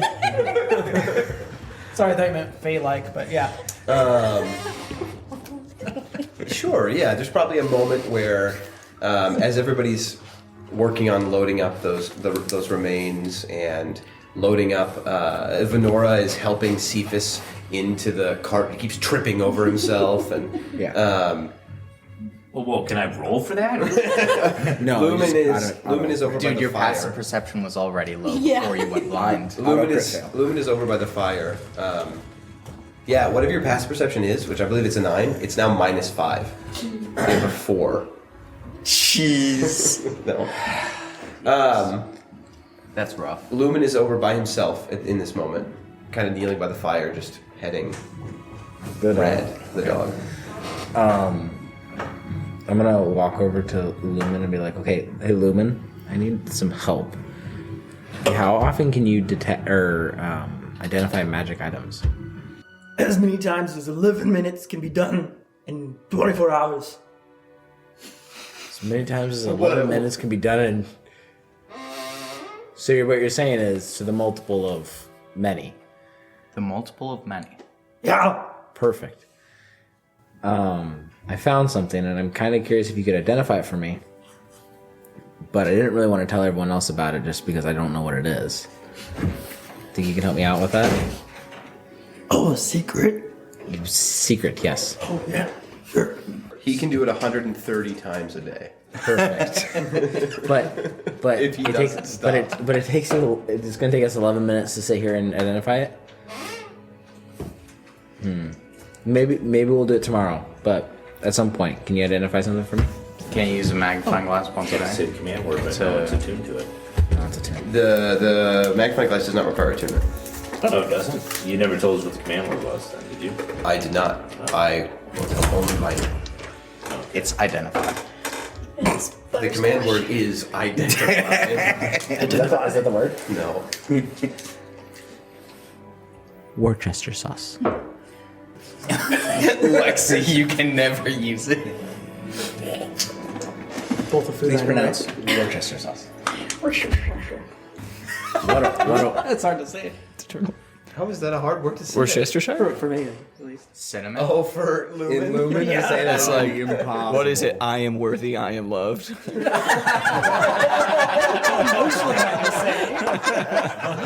I am not. it has to be truthful. He has to mean it, so it never works. Can't say this. It doesn't work. Poor Lumen. He knew he was so alone. Man, he's got it rough. Okay. Tragic backstory, dude. He's a real Robin Williams over there. Everybody loves him, but he doesn't. No, all Harry. Everybody loves him, but he just doesn't feel. Oh, I'm Lumen. That was him. You're right. It's freaky. Would you like to use the magnifying glass? Yeah, we could use it, I guess. Okay. So you hold it up to, or I actually don't even know if you revealed it. So I haven't revealed it yet. And I don't even really like look around to make like a scene, but I just like grab it out of my pocket. I'm like, I found this on an ear. He shows you. And I did detect magic, and that's where I found the magnifying glass. But I also found this. I wanted to kind of figure out what it was, real quick, if you don't mind. Hand it over. So I say the command word, I guess? You say the command word? Yeah. What is the command word? So you hold it in your hand. You take this. For you, it's a very small magnifying glass. It's like monocle sized with this little handle. You hold it in front of it, and you can see immediately all of this intricate work. These glowing runes on the earring that are not visible to the naked eye, but through this magnifying glass, you see just these kind of runes, these arcane sigils that just kind of float above it. And you speak the command word. Yeah. What is it? Crusted. And as you do, the R's are hard. that was pretty good though. That was pretty good. I'm impressed. That was a clean one. Those sigils glow, and immediately, in less than a minute, you know exactly how this works. Would you share it with him? Yeah. Okay. So I will say, I'd cover the dog's ears, though. Hey, Brett, tell me what it was. the way this works is a creature who wears this earring is much more formidable when it comes to climbing. It bolsters your ability to find the right handholds and footholds and gives you just a little boost of strength when pulling yourself up from one place to another. So mechanically, this brass, I'm sorry, it is gold. The description says brass, but it is actually gold. Okay. This golden earring cuff hangs off the side of your ear and dangles with several polished spheres of jet from fine chains. While wearing it, whenever you make an ability check in order to climb, you can treat any d20 roll of 7 or lower as an 8. Interesting. Oh, that's cool. That's cool. Specific. So like it reduces my failure rate. Yeah. You can never roll a 7 or lower on a check that's required for climbing. Okay. So it's a specific situation Okay. that it can be used, but cool. So you have a floor. Yep. Your baseline is no longer 1, it is now 8. Alright. Cool. That's cool. Yeah. Thanks, Lumen. There you go. Thank you. Here you go. Take it back. It does not require attunement. Okay. Oh, that's cool. Are you able to tell that by Yeah. identifying? Like, You can tell whether it requires attunement. So attunement is just having to spend time kind of connecting to the item and bonding with it. This does not require that. It just requires that you wear it. Lumen, does it require that I put it on my ear though? I have to put it on my ear versus just having it on me. Is It that does correct? require that he wears it. yeah. Okay. You It's put just it a in your cuff, not a nose. piercing, right? It does. I guess yeah. It is just a cuff. You're right. I assumed that It it is was a cuff? appearing, but reading his description is just a cuff. So Okay. Okay. I'm gonna put it back in my pocket. Okay. All right. Thanks, Lumen. I'm probably share this with everyone else. Just to let them know. So thank you. No problem. And I let him dance around the fire like he was earlier, and pet the dog. And then I'm gonna head back Doing the to buzzard loop. head back to the. Actually, has wings. By about this time, all the bodies and your bear trap and all that stuff has been loaded up into the back of the cart. You see, Cephas has been helped into the back, and Rickton, kind of hobbles over, and he's been helped into the back as well, next to Cephas. And Is there enough room with them and the bodies? It's tight. That would be it for the back. There's it's room definitely- for. And we can have Actually, with the bodies and Cephas, and that's definitely it in the back. the other guy that we did save. He can sit on the bench with whoever's driving the car. He is just kind of sitting by the fire still, and if called over there, he'll walk over there. But he doesn't seem to be like gazing off in PTSD or anything. It's just I'd like to go over to him and just sit next to him and ask, are you from Woodhurst? I am from Woodhurst, yes. I just wasn't sure if you were taken from elsewhere. We're making our way. Like a few hours ago. We're making our way back. There's room for you on the Oh, good. cart. I didn't know if I could make the walk. Well, I can walk if I need to. Just give me a rope or something to hold. There's enough for you. We tie you to the back of. Why do you need a rope? And he with relative blind. ease. What? I'm blind. I'm blind. He's blind? Your passive. How this happen? Does the town need any You know what bothers me is extra? that my passive perception is 9. Yeah. I know there are some people who can lose 5 and still have greater than that here. Yeah. Yes. I can lose 5. So and there's still some have people here 11 who can get blind and still be better at observing At things least than me. auditory wise, yeah. They just really. And I can Someone lose way my over there, I'm sight. like, you're blind. What do you mean? I can smell them. Yeah. Does the town need any more weapons? I'm sure they wouldn't say no to them if you want to pile them back into the back of your cart. It might be helpful. I mean, some of these were already ours. Yeah, I'll go around and help. We might, and I don't mean this rudely, we might just want to give you a rope to hold on to. Cephas. All right. Yeah, I can have. Yeah. Vith can be your guide dog. Vith can be your Also, guy drake. eye dragon or drake. You're seeing eye drake. Oh, yeah. Also, did Buddy pick up the necklace from the big guy? I mean, it was listed amongst the things that you guys looted. I don't know if you grabbed it or not. I didn't, just because it's nature. It had some kind of symbol on it. I wasn't going to bother messing with it. Do you grab it? Yeah, I grab it and just It's to a at least heavy silver chain. investigate and stuff because. Looking at it, you do see what you would go, oh, this looks like it'd be some sort of holy symbol. Go ahead and roll a religion check. Religion check? And Birdie ding ding. guidance too myself. Okay. Oh, could I use? What? The looking glass, Alice. Oh, sure. Looking at you. Looking through it, this would be that would be a separate check. You're doing a religion check right now. That the thing only helps you when you're making Arcana checks for magical items. And it has. Yeah. And he didn't detect any magic. I didn't take any magic. Never mind. Forgot about that. That's so fun. Religion, right? Yeah. If you have that magnifying glass, you might want to put it on your character sheet because it sounds like you're the one that's carrying it. And Yeah. remember that you've expended its ability today. Yeah. It can be done I'll once make every a month. special. I can give you an index card for it. Okay. Oh, look, I grabbed an orange one. Just for you. Oh, 24. Religion 24. Immediately, you recognize this holy symbol to be the symbol of Eshinar. He is the deity of peace. Oh, so not this guy's necklace. No.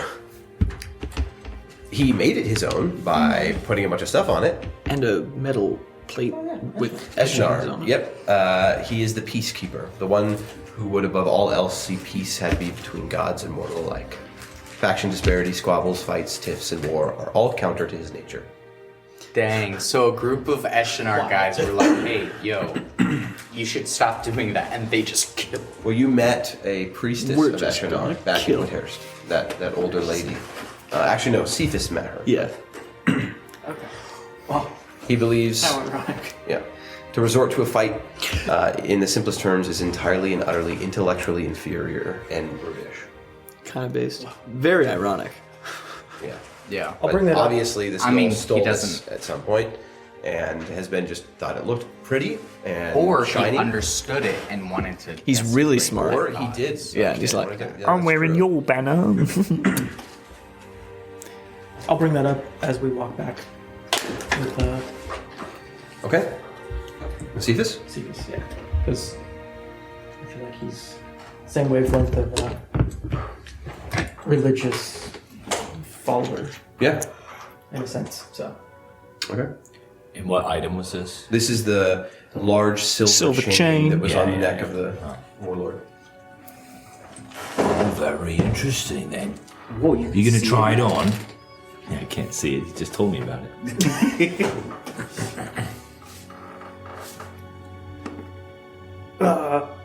It's pretty heavy, actually, too. It's fairly large. Silver. even with all the stuff, or just the pendant itself? Just the chain. It's a chain with a pendant on it, which is the symbol. And then he also had like attached a bunch of other stuff. Dream catchers But and tooth. However, I mean, with the stuff or without it, it's just a very heavy chain.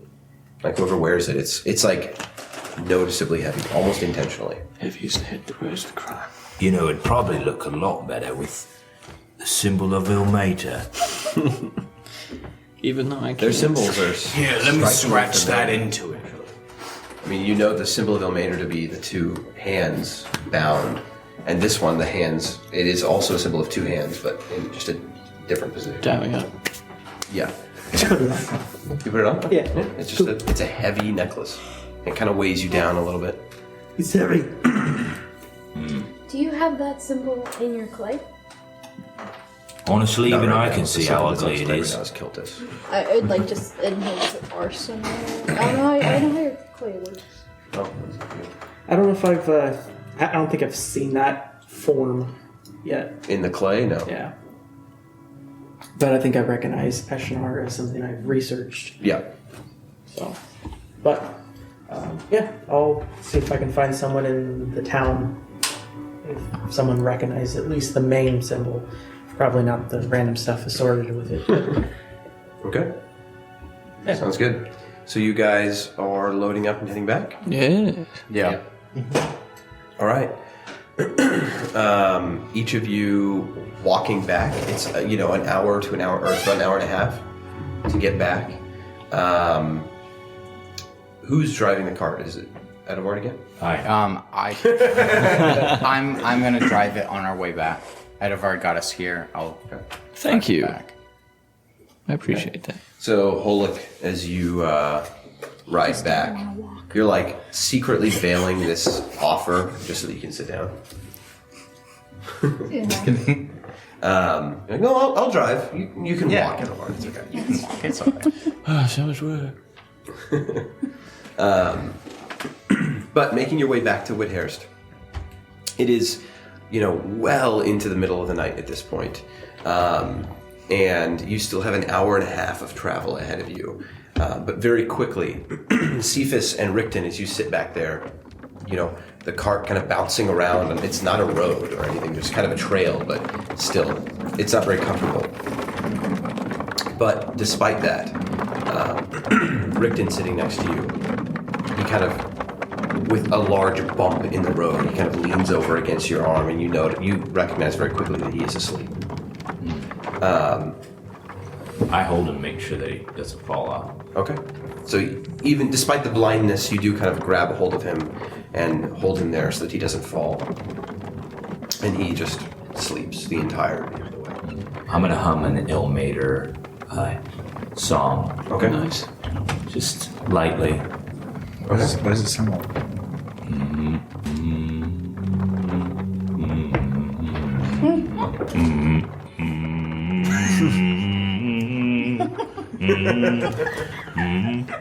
Like the lullaby. Quite familiar too. Yeah, strikingly familiar. As we all start walking. I do want to talk to the guy Famous, up front. famous Ilmater hymn. Okay.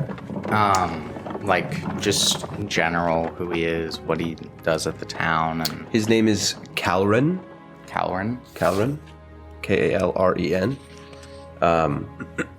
He is a cobbler. He makes shoes. Very cool. Even in a small town, it's a necessary profession. Yeah. And he,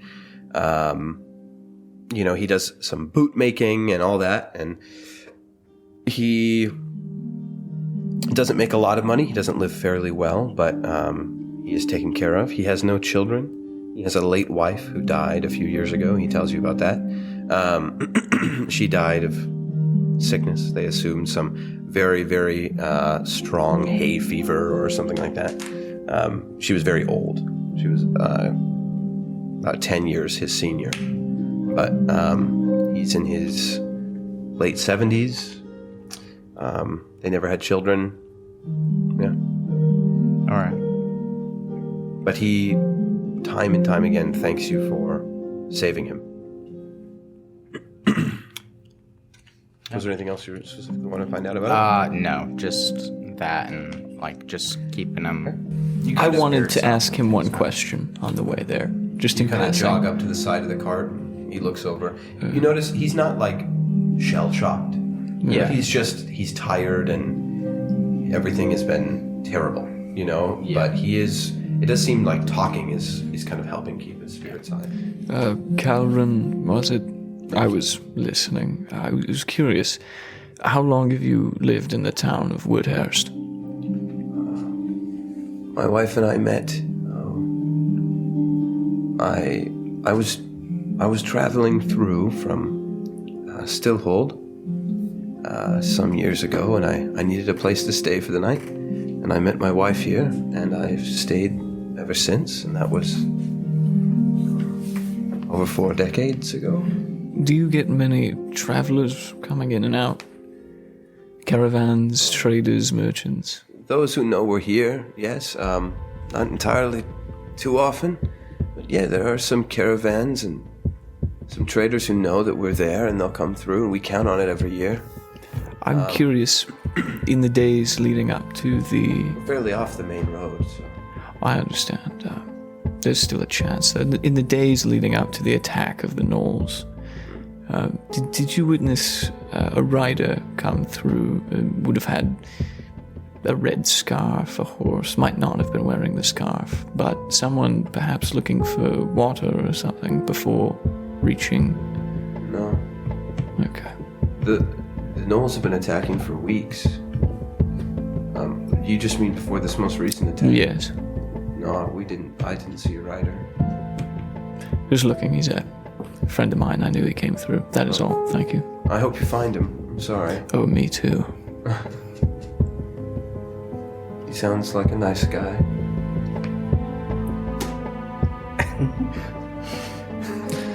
Edward nods his head. Get some rest. Thank you. And thank you for the bird. Yes. That yours? My bird, yes. He's wickedly smart. Well, I like to think so. And he was very helpful. So thank you. I'm glad. I don't like to see anyone left behind. I'm happy we could at least save you, but the weight of those 4 bodies, it's heavy. And I'm sorry that you have to bear it. It's part of your town. You didn't kill them. Yes. I'm not good at this. I don't intend to entirely bear that weight myself. I hope you bear no weight over those bodies and those who have died, because, I mean, if you hadn't, a lot of you hadn't stepped in when you did, there'd be many, many more. We've been asking for help for some time now and received none, but the 8 of you ride in fairly quickly and out of nowhere, and I guess with Samson's guidance, and still, we're very thankful, all of us are. I know, I mean, I'm speaking for everyone, even though I haven't seen them in a few hours, but I know the entirety of our town is very, very grateful, and we will remember this day for many years. Our children will speak of it to theirs. That's good. I just kind of drift off, walking alongside Okay. That's good. That's good. Are we there yet? And for the next hour and a half or so, you guys make your way back to Whithurst. After some time travel, you see... Time travel. Yep, that's how life works, you know? You travel through time every second of your life. You arrive again at this. There's still some smoke in the air, occasionally where the last few fires are being put out.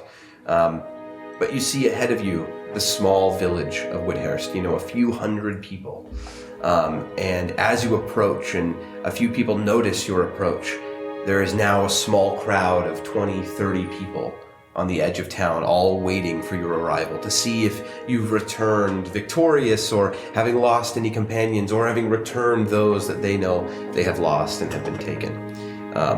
Technically returning with everyone that was taken, as far as you know, only some still alive. As the cart rolls into town, people kind of part so that you can get into town itself. And as you stop, a few people, not bombarding it or rushing it, but do kind of clamber up to the side of the cart just to see if they can see who you brought back, or if anybody is back with you.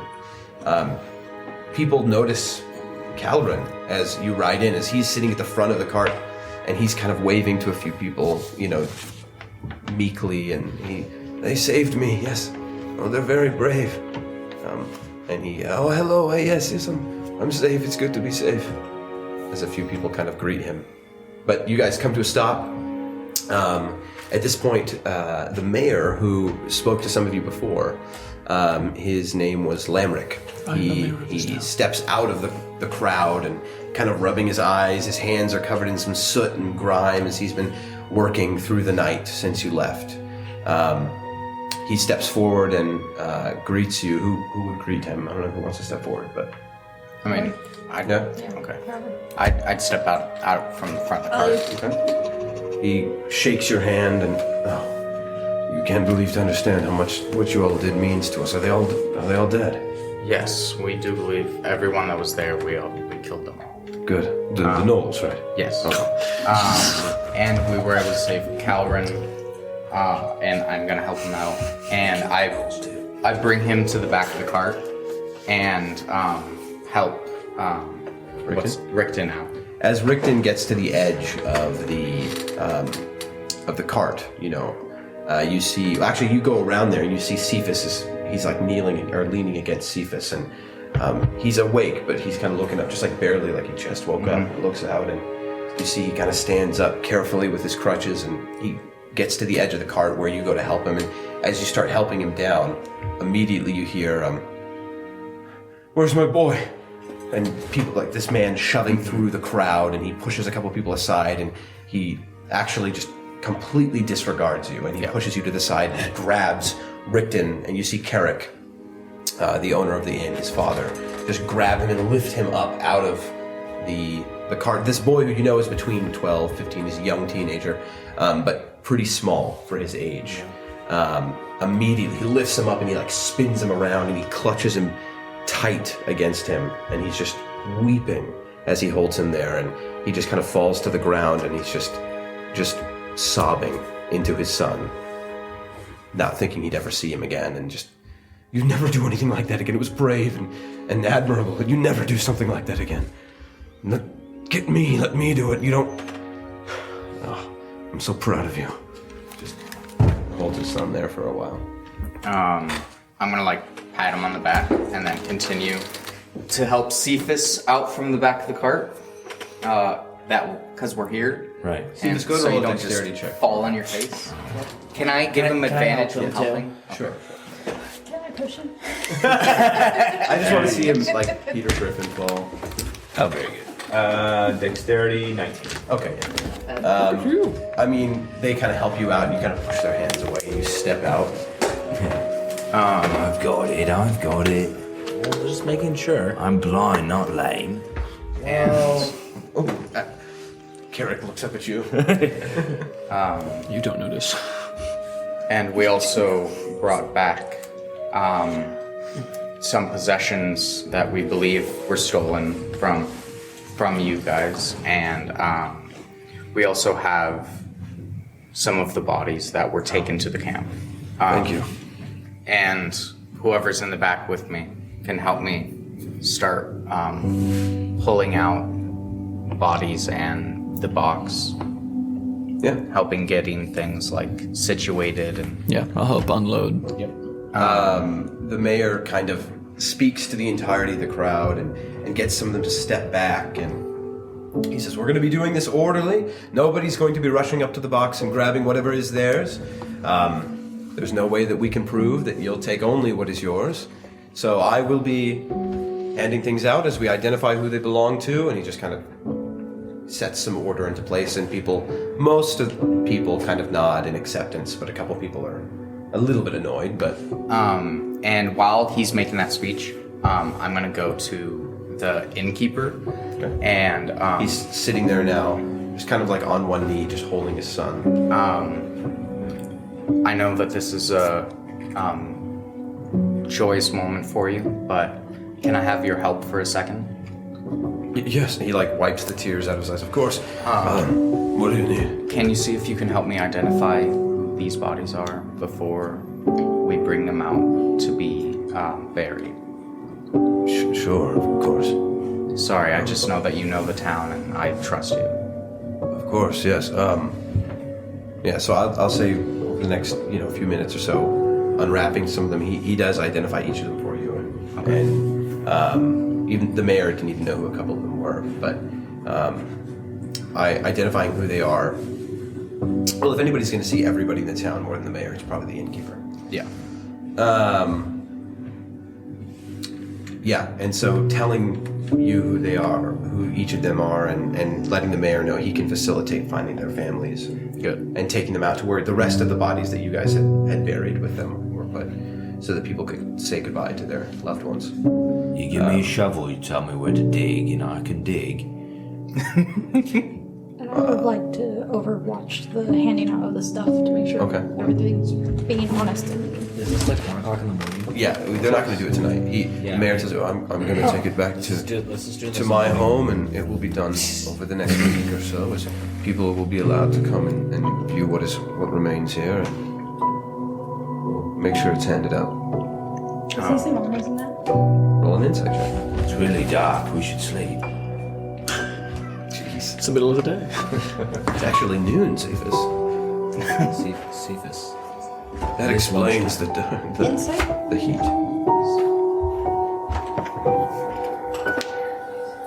It's a wisdom skill. 17. Okay. He seems to be relatively truthful. Relatively truthful. You don't catch any ticks of lies or anything or any deceit in his words. So he said they'll do it the next day. The next day and over the next week to make sure that everybody gets what's theirs and everybody else's. I do want to make sure that the families are notified, and if they want to tonight, get those bodies laid to rest. You definitely can help facilitate that. I'd say, over the next few hours then, people are found and told about what that their relatives have been retrieved. There still are some people that actually it wouldn't take that long, because everybody that has missing relatives still is looking. Yeah. And so there are a few other people too who just ask if you found their father or mother or child, and they're not there. Yeah. There are probably 4 families that still, wherever their relatives are, they're never found. I'll take him aside too. I can do Zone of Truth, so no one can lie about their belonging. You have that kind of magic.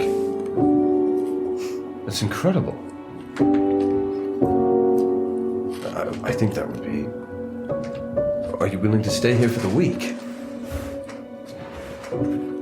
Just tomorrow.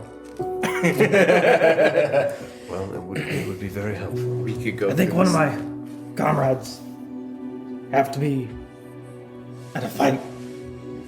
I understand. You've all given us so much already. You don't even have to stay an extra day to make sure that this happens. We can facilitate it. We can ensure that it is done right. But we would definitely appreciate the extra aid. If you do stay here for the night, whether you do come help with that or not, make sure that all of you come by and see me.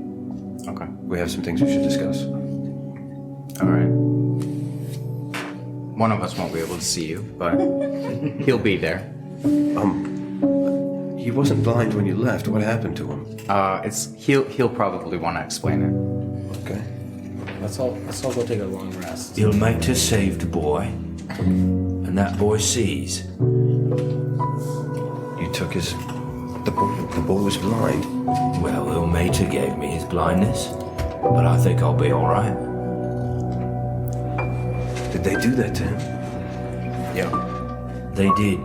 Burned his eyes, made him blind. I didn't want to see him suffer. You know who Ilmater is, right? You spoke to me of him a few hours ago. And I gave you a track. I don't remember. I don't remember right. Better Well, here you are. Thank you. Wait, can you read? I can read. Very good. Probably not very well, but I can... Well, if you'd like, I can tell it to you. No, I can read it. I can also talk to you about it later, too, if you'd like. But right now, I'm sorry to say, I'm very tired. No, I am as well. No apology necessary. Let's get everybody back to their homes, and he kind of like raises his voice to everybody. It's everybody...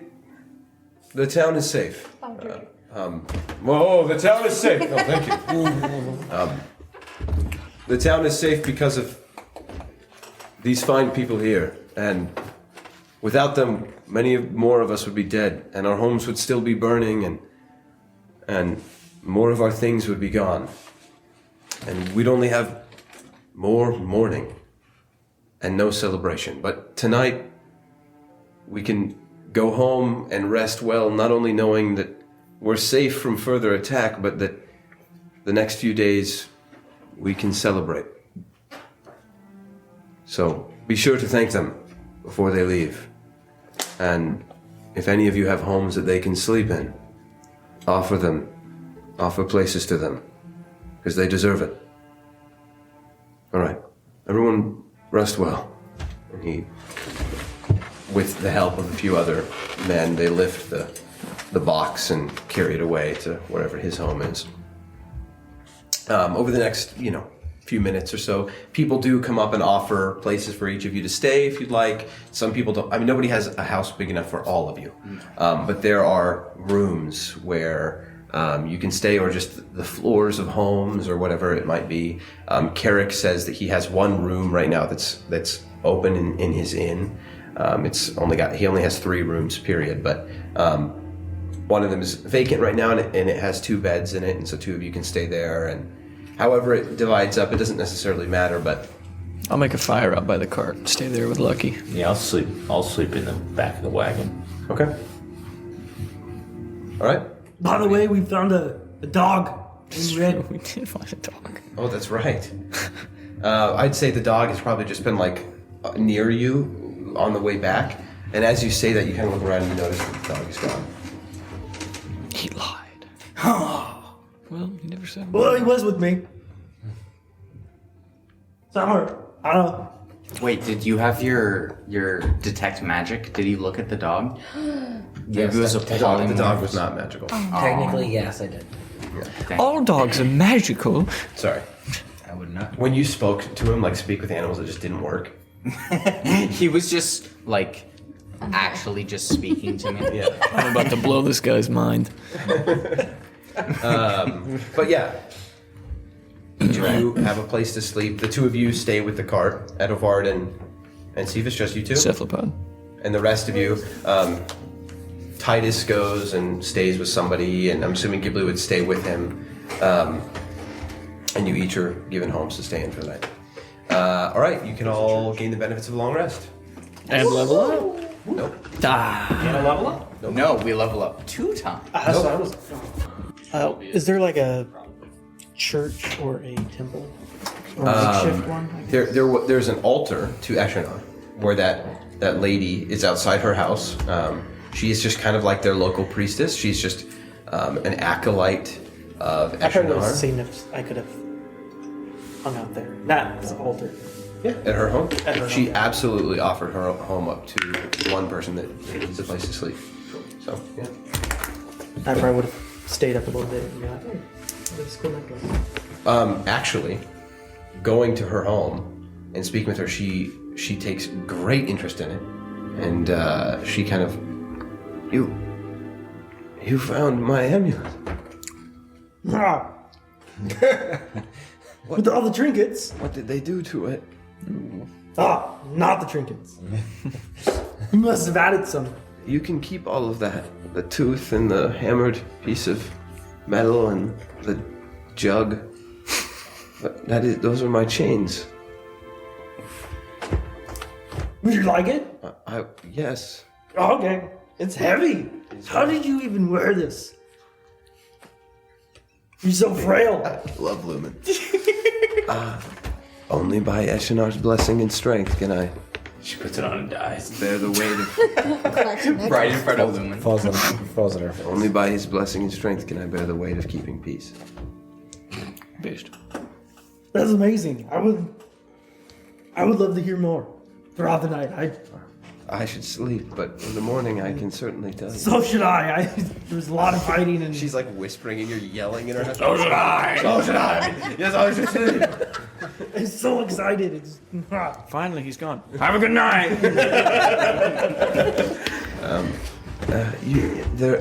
There's a chair by the fire if you'd like to sleep. Thank you for I returning. usually sleep in a bed. What did you just sleep in bed? Yeah. Well, you could have my bed, I guess. Oh no. for the night. I was sleeping on the floor. I usually sleep in bed. This is so socially unaware. No, my bed is. You may use my bed for the night. I can sleep in the chair. Is it like a recliner type chair? It is lazy boy. No, it is. It's like a padded chair, but it's not super comfortable. It's a wooden, but like the there's like a cushion on it. Okay, so okay. I was thinking perfectly like 90-degree angle, like I mean, it pretty much is, but it's got a slight angle maybe. to the back. Yeah, no. Yeah, I can sleep in the chair.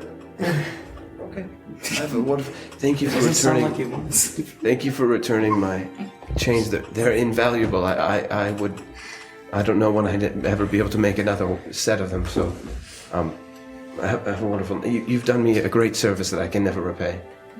And she takes them, and you see she puts them on her. She's frail and weak, and then she like lifts them. She's shaking, and then she puts them around her neck. And you notice they do weigh her down slightly, but she just walks into her room. Wow. Good night. Wow, what a woman! Wow. What a woman. Yeah, all right. Just so pretty. And I'll just pocket those trinkets and take note of Yeah, so them. you have a large, like, canine tooth. There's like a hammered piece of metal that's like a gnollish scratched onto it, and then the top of a broken water jug that was attached to it as well. It's so weird. Yeah. And those all just have like little metal, like rough, bent metal loops around them that you use to connect to the chain. So those are yours. Your treasure. Treasure of, I assume the closest thing that I've calculated that it's their spiritual or ritual type. Yeah. Maybe that's what he worshipped. Yeah. He tries to connect everything with something. 'Cause that's what people live by, or creatures, or plants. They all live by religion. They all Something. live by religion. Okay, so each of you get your long rest. You wake up well rested, sore. What's up? Oh, sorry, you had something you wanted. Would we have had a long rest by sunrise? Probably not. That's only like 4 hours away, or 3 hours away. But I was going to wake up at sunrise then. Okay. Ooh. Yikes. Do I have my spells? Based. Do I even have a spell? Yeah, no. I mean, you can I go don't, so back I to have to get sleep. full rest. Okay. I mean, it's just a couple hours after sunrise, probably, when you. If I got up and then switched a spell and went back to sleep, would I get my full rest? Or will that interrupt it? What does switching a spell entail? It's after a long rest. Oh, You don't it's have after to do one? it at sunrise. No, it was just for ritualistic purposes. Oh. Yeah, that's probably fine if you want. I might be. I don't know if it's after It is clerics. after long rest for clerics. Okay, so then I'll just wait until. Okay. It's But a couple hours after sunrise, each of you wakes up independently from wherever you are. Edovard and Cephas, the only two of you that are together, I guess, other than probably Ghibli and Titus. Together. Is my bag still here? Are you asking me or him?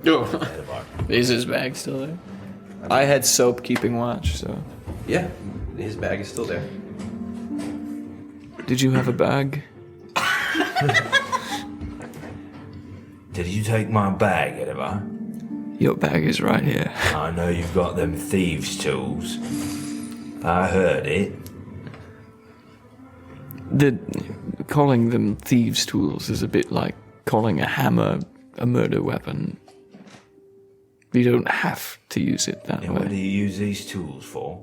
Opening locks, saving children from cages, opening chests that I'm belong glad to... you saved the children from cages, but these tools that open locks that you don't have the key for. Thieves' tools. And I use it to prolifically steal from the church and give it to heathens and debaucherous, yes. I knew there was something wrong with you. You got a screw loose up there. What's under them bandages? My skin and disease. Hey, now's the time to show me. Is there anyone around? Make a perception check.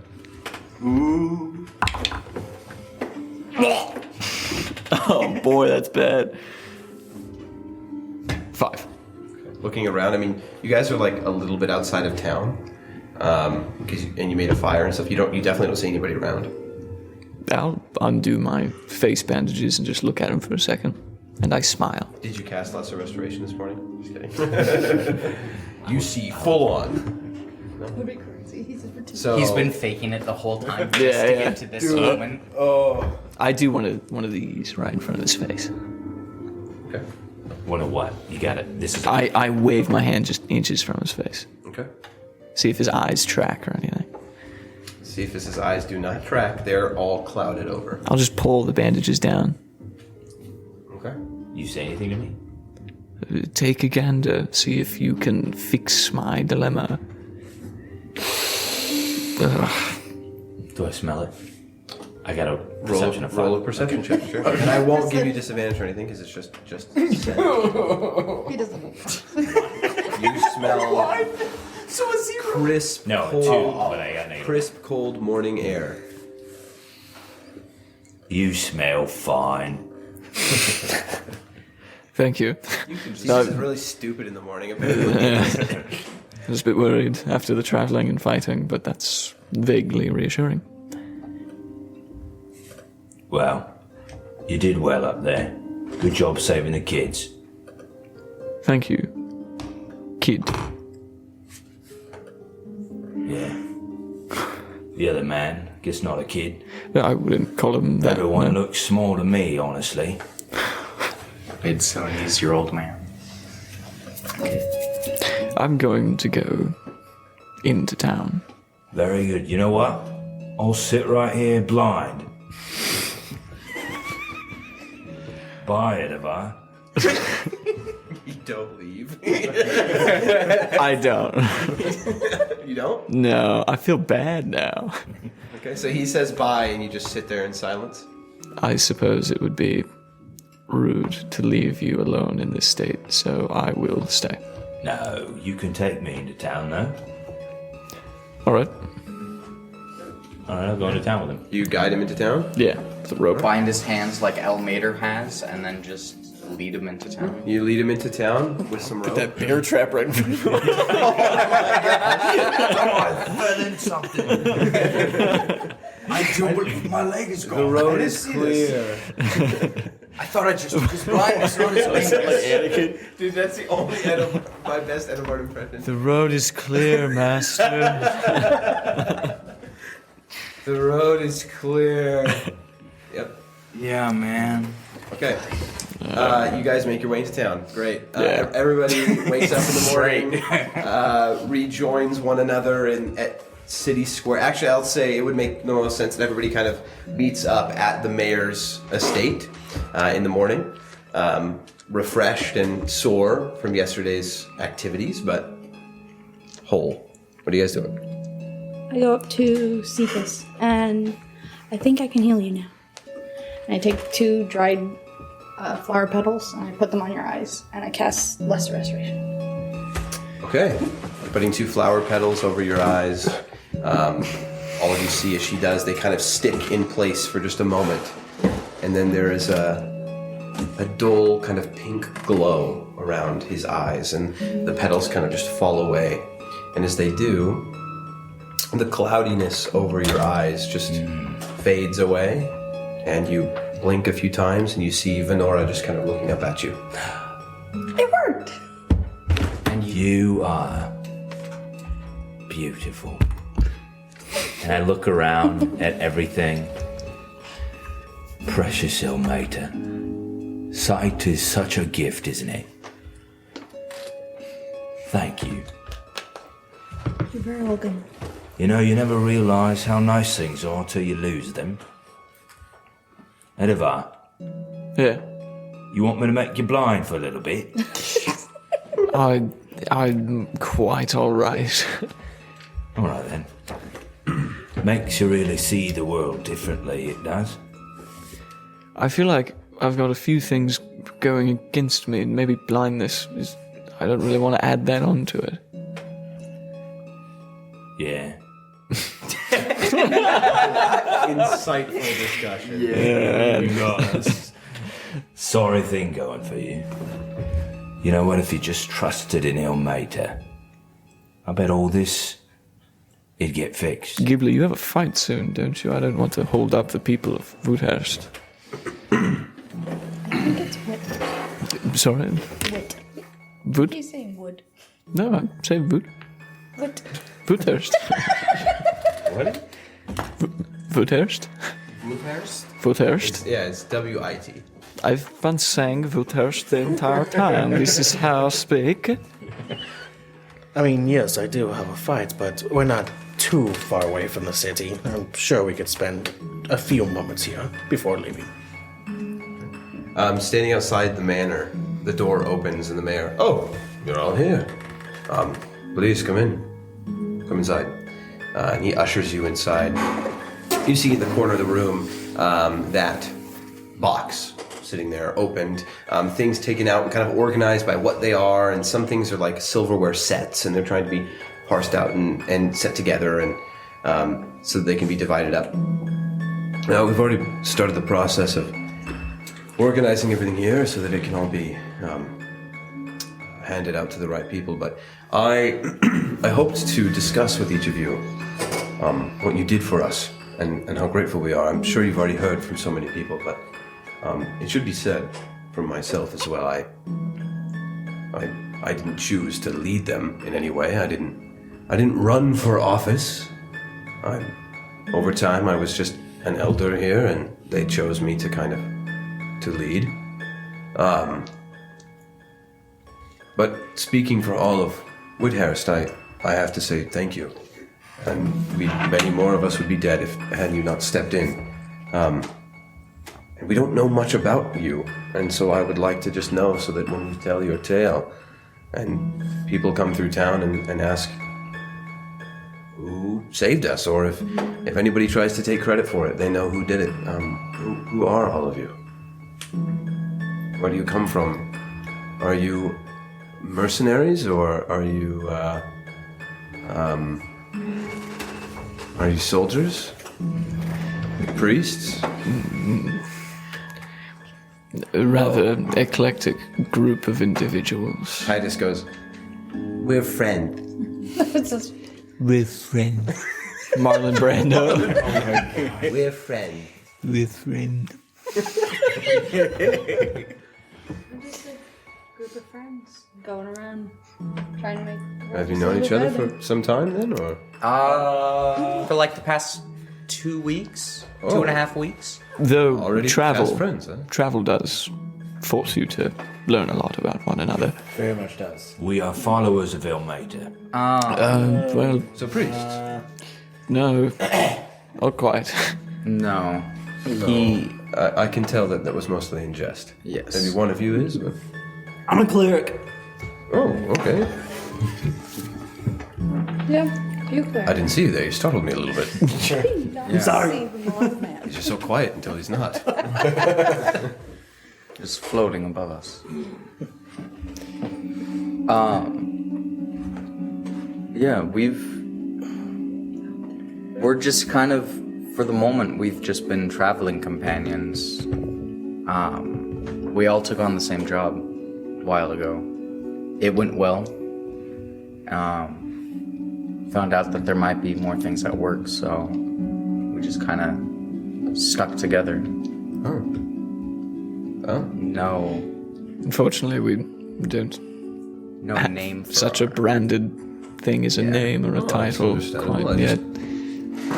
Even if you didn't, if you were just, we're all priests of Ilmater, or whatever it is, if that were the truth. I mean, or you could be, vassals of some duke or duchess, I didn't know. So sometimes people have titles, even if they're not self-given. Just curious, but if not, that's more than fine. If anything, it only adds to your notoriety. Not your notoriety, but your...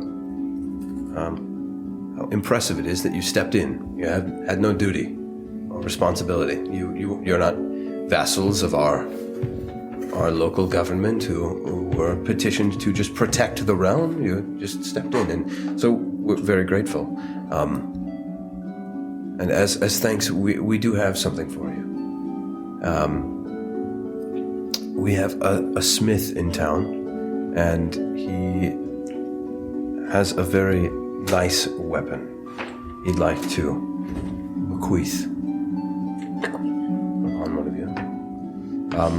He had it delivered last night, and it's, my understanding is, it is one of his finest pieces that he's crafted, in very, very good shape. It is a short blade, so for those of you that I've seen, the big guy here might not get much use of it, but it's a short sword. I'll get use of it. I'm going to be fighting side by side with one who has it. There you go. So he pulls out this, sheathed short sword. It's wrapped up, and he kind of unwraps it. It's well polished and everything, and he takes it out of its sheath. And it's like I said, the blade is very, very well polished. It kind of gleams in the light of the fire, and it looks to be very, very good condition, well sharpened, like it's almost never been used. So this is yours, the 8 of you, whoever may use it. And he kind of sets it on the table in front of him. And then many people brought coin that they wanted to reward you with. And so we've been collecting it this morning and last night after you left to go finish the job. And so there's just kind of a medley of coin here that we'd like to give you as thanks. And we'd love to give you more if we could, but this is it. And I know that Carrick, as a special thanks from him and his family, he said, anytime you come through town there, he'll have a place for you. Just as a quick point of order, Lumen, do you still have the monocle scene thing? Or did we put it back in the box? I believe I still have it. You still have Yeah. it? Okay. So he sets this pouch, and it's fairly full of coin, and he sets it on the table, and you just hear it kind of clatter around with some coin inside of it. It's not huge, but it's a hefty sum, and he kind of slides it forward. So the sword and that sack of coin. I'll say it again, even though I've said it before. Thank you, and this is all we have as thanks. But I'm just glad we're in the right place at the right time. so are we.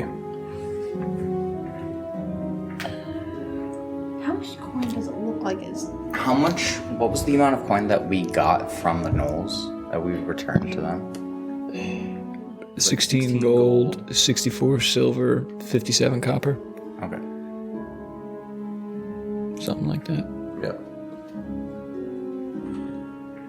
Yeah. Is there anything you need from me? I put that back in the chest. Yeah. You put what back in the chest? The gold. I took off the gnoll. Oh, you put Kept it in the that. chest? I would have dropped it into the chest at All some the point. gold, the silver, and the copper? Yeah. Okay. Sounds good. Well, thank you. You're very welcome. And my understanding is that you were on your way to Fort Trinity, correct? Yes. And I was gonna give them an earful. Oh, I mean, that's up to you. I do have a letter for them if you don't mind. Yeah, I can take One of that you as well. Awesome. Did we still need our car fixed? Yes. Yes. Actually, it was fixed last night. Oh. Hey! Nice. Ooh, car fixed. As we slept in it. Samson made mention that you needed it fixed, so we had a couple of our wagon Heavy makers. sleeper. No, we had taken another cart that they had allowed us to use. While you guys were gone. Yeah. In a few hours you were gone. You guys are too. He's just, you guys are sleeping and he's like, He's they're blind, using he power can't tell. tools too. It's Great. Yeah. I take the bank coin. okay. Yeah. Just see, like. rough Looking in idea. it, it doesn't look like there's a lot of gold. There's some silver and copper. There's a lot of platinum. Does it seem all like what platinum. they give us is going to wreck the town? Like, Make an intelligence check. Um. Actually, make a wisdom check. Who here could use the short sword? And it was a short sword, correct? Yeah, it's a Not short long Okay. just straight wisdom. Well, Ghibli, do you have any sentiment attached to that rapier of yours? This might be perfect for the duel. Yeah. Well, It's you. the short sword is a very fine blade, but this is a weapon that was given to me by my father, and I like to use it to its full potential. So I believe either you, Edvard, or you, Hollick, or anyone else who could use a short blade, I think should utilize it. I'm proficient with it in terms of fighting, but I have all that I require. So, I'm the same. But I could hold on to it then, and I'll make use of it. I'll reach out to the blade and grab it. I'll wield this sword in your town's honor. You're the duelist, aren't you? Well, then that means a lot. Thank you. And I, with as much respect as this, What was your wisdom check? 16. 16? Bankrupt a town? No. It's not like a crazy amount of money, but I mean, they probably all gave from like what they had saved. And, you know, you're not sure if everybody gave everything, but it's not, it doesn't seem like it's, there's a lot of people here, so you don't really know how many people gave money. It depends on how many. If it was like 50 people, then this is a hefty sum. If it was like 200 people, Their need is greater than ours. I don't want to just reject a gift that's given, but I want to make sure that we're not replacing one set of marauders coming in with another set. Well, whatever portion is mine, give it to the widows, give it to the orphans. Give it to those who lost their husbands and sons. and mine to the carpenters and tanners to fix the burned buildings. Same for me. And for the children who lost their parents within these past attacks. Very honorable of you. And anyone else that is mentioned in all this that also lost something. Have to go towards the temple of Ashnar. We will. That is very meaningful to us. Thank you. You continue to bless us with things we do not expect, so we will make sure that this goes to help all of us in need. Thank you. Titus goes, I'll take mine. That's what you get for not being here, Jarrett. Your guy's a bad guy. Oh, he's evil now. I am curious. I would love a piece of information if you perhaps know, If I know what it is yours. in the last few weeks, if you've seen a rider come through, perhaps wearing a red scarf. He's a friend of mine, and I've been trying to track him down. He doesn't know, but it's hard to get in contact. I know he makes his way throughout the I countryside. haven't. We hadn't seen any visitors in town. I'm in well over probably a few months.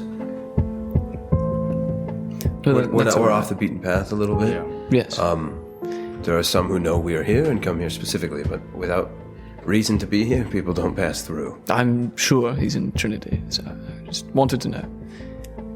Yeah, I wish I could be of more help. Well, we'll be sure to return on our way back through. Oh, well, you will be received well. Thank you. Well, best of travels to each of you, and I do hope you keep safe on your way, and we will never forget what you've done here, so thank you again. Hey, before we leave, if we're leaving now, I want to go and say goodbye to the kid. Okay. Let him know that I'm okay. And remind him of the blessings of Ilmater. Okay. So you guys done here with the mayor?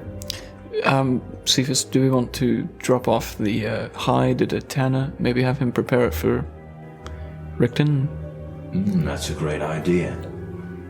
Yeah, we want to take the direwolf hide and to a tanner, and I'll say with relative ease, you guys can find somebody who would do that. And they say free of charge. Yeah. Please, no, of course. And who am I delivering it to? Rickton, right? Rickton, yeah. We want a maid into a beautiful cloak, big enough to wear on his shoulders, make him look like a tough barbarian. And grow into. Of course, yeah, I can do that. Man grown.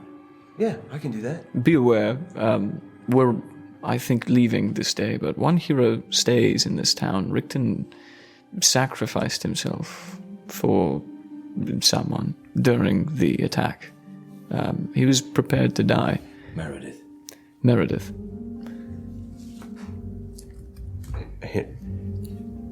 I'll say the mayor went with you to show you who to take this to, and his sacrifice will never be forgotten.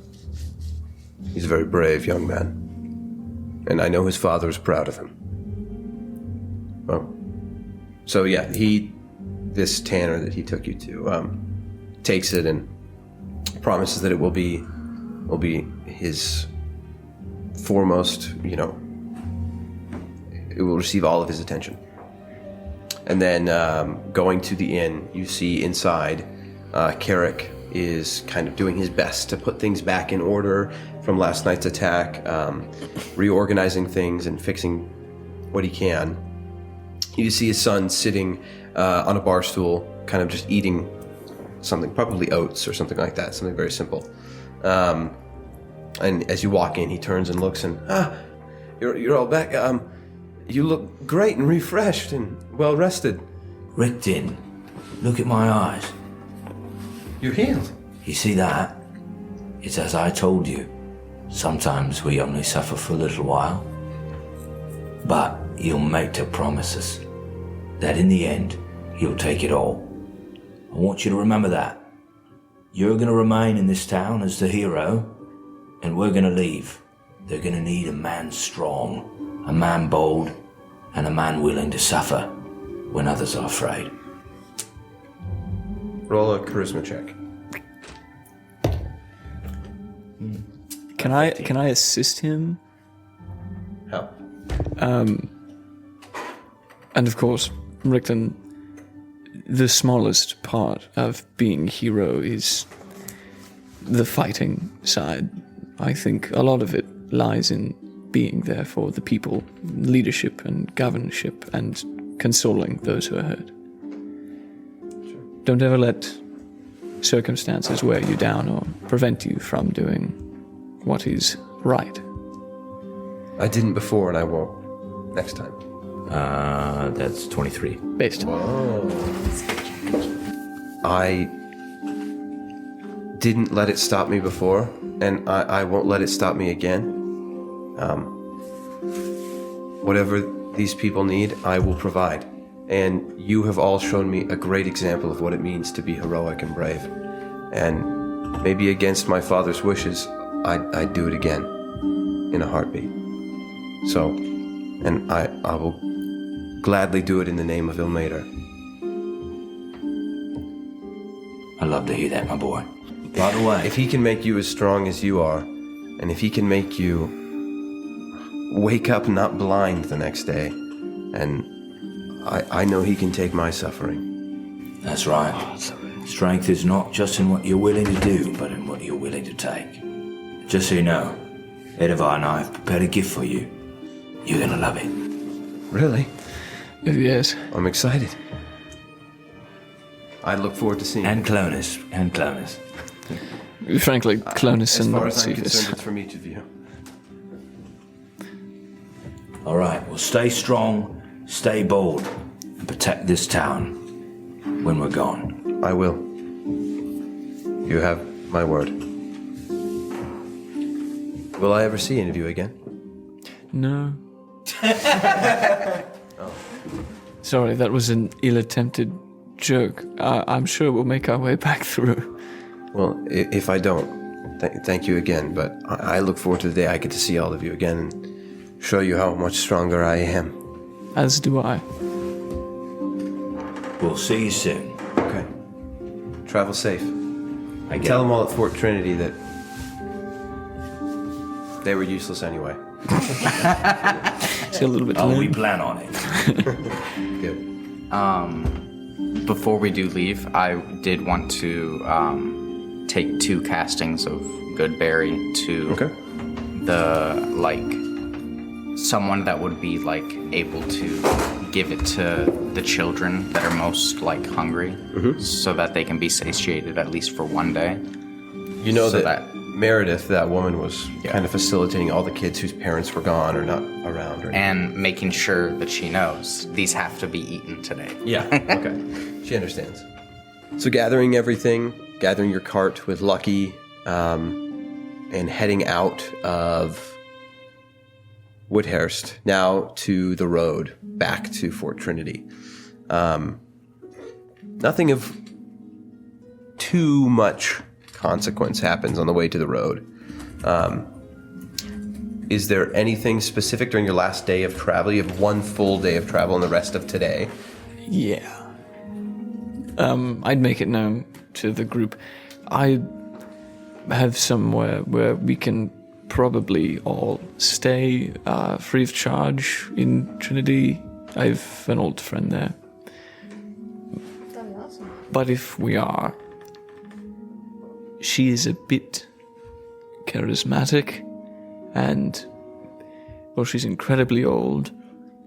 And I could be persuaded that she's slipping into senility, but she's lovely and she's quite nice. Edivar, you're married. No, she's much older than I am, but she's very sweet, very caring. Just take everything she says with a grain of salt. I'm not certain she's been kicked in the head by a horse, but, well, that's not important. She's very kind. I already love her. My arm fell off.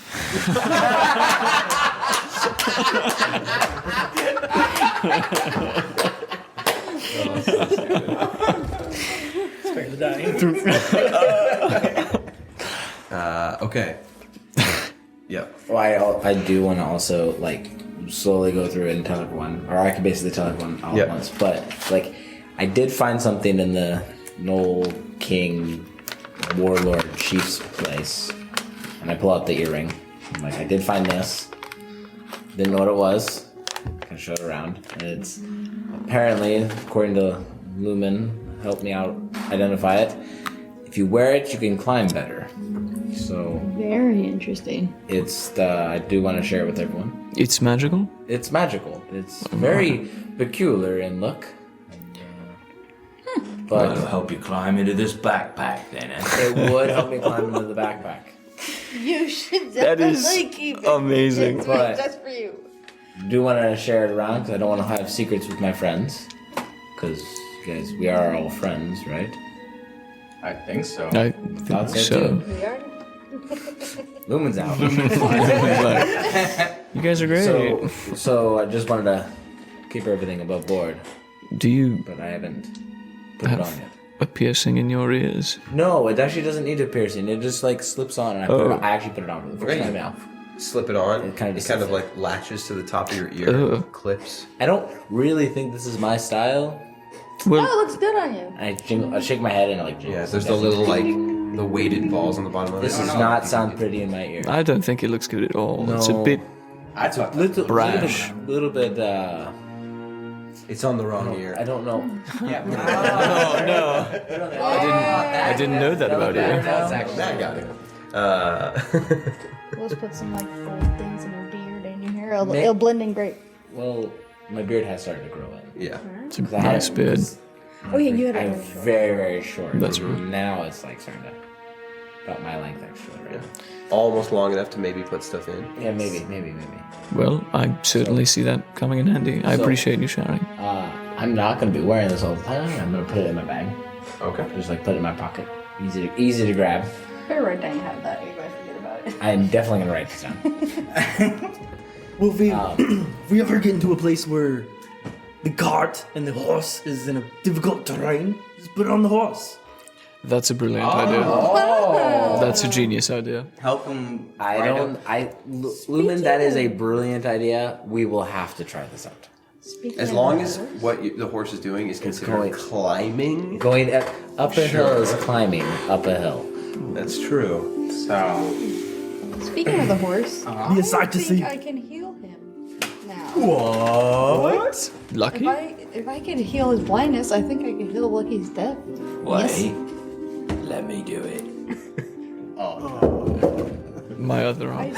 You'll have to heal me again, though. You're gonna take the deafness. If you want to bond an experience with Lucky, you can can do have it. That's great. Instead of just taking the deafness, you're just passing it through. You're filtering it out. let's make sure we're under quiet space when we do that. Yes, that's a good idea. And Okay. Yeah, so I do that. I Okay. take the petals and I put them on his ears and just cast Lesser Restoration and slowly put them away. I'll just pet his snout and give him some of the apricot preserve. Okay. And I'll cast Speak with Animals and like gently like talk them into now having like the ears. I don't know to help. I'll them say out. before the night is over, when you guys are taking your rest, because you just have the rest of this day and then you have one day of travel after that. Next to the fire, or a little way from the fire, you heal Lucky and you watch as. Go ahead and roll an animal handling check, Edelvard, and you may roll it as well. Roll it. You should have given him peanut butter. Should have. Yeah. 2. 9. Together we make 11. So yeah, then we make a load. It's still barely. It's still bad. Okay. You heal him as the two of them try and keep him calm, and he's relatively calm. But as he kind of bleeds into being able to hear again, he kind of like flails around a little bit, looks around, and what are you saying to him? Shh, it's all right. It's all right. It's What all right. happened? It's all right. I couldn't hear. I can hear. Yes, you can. Everything's so loud. I'm very scared right now. It's all right. It's all right. We're here. We're safe. We're in a safe place. We're around the campfire. The booming sky did this to me.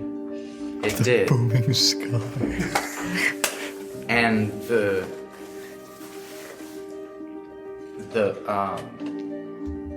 Why does the one that smells so bad pet me like this? he's trying to give you Eat the dang marmalade. the marmalade to help. I don't like fruit. Oh, get that away from me. Oh. He doesn't like fruit apparently. You go grab some grain or something.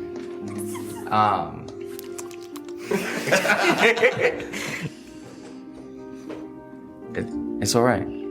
It'll be fine. Are you all right? I can hear again. Okay. Good.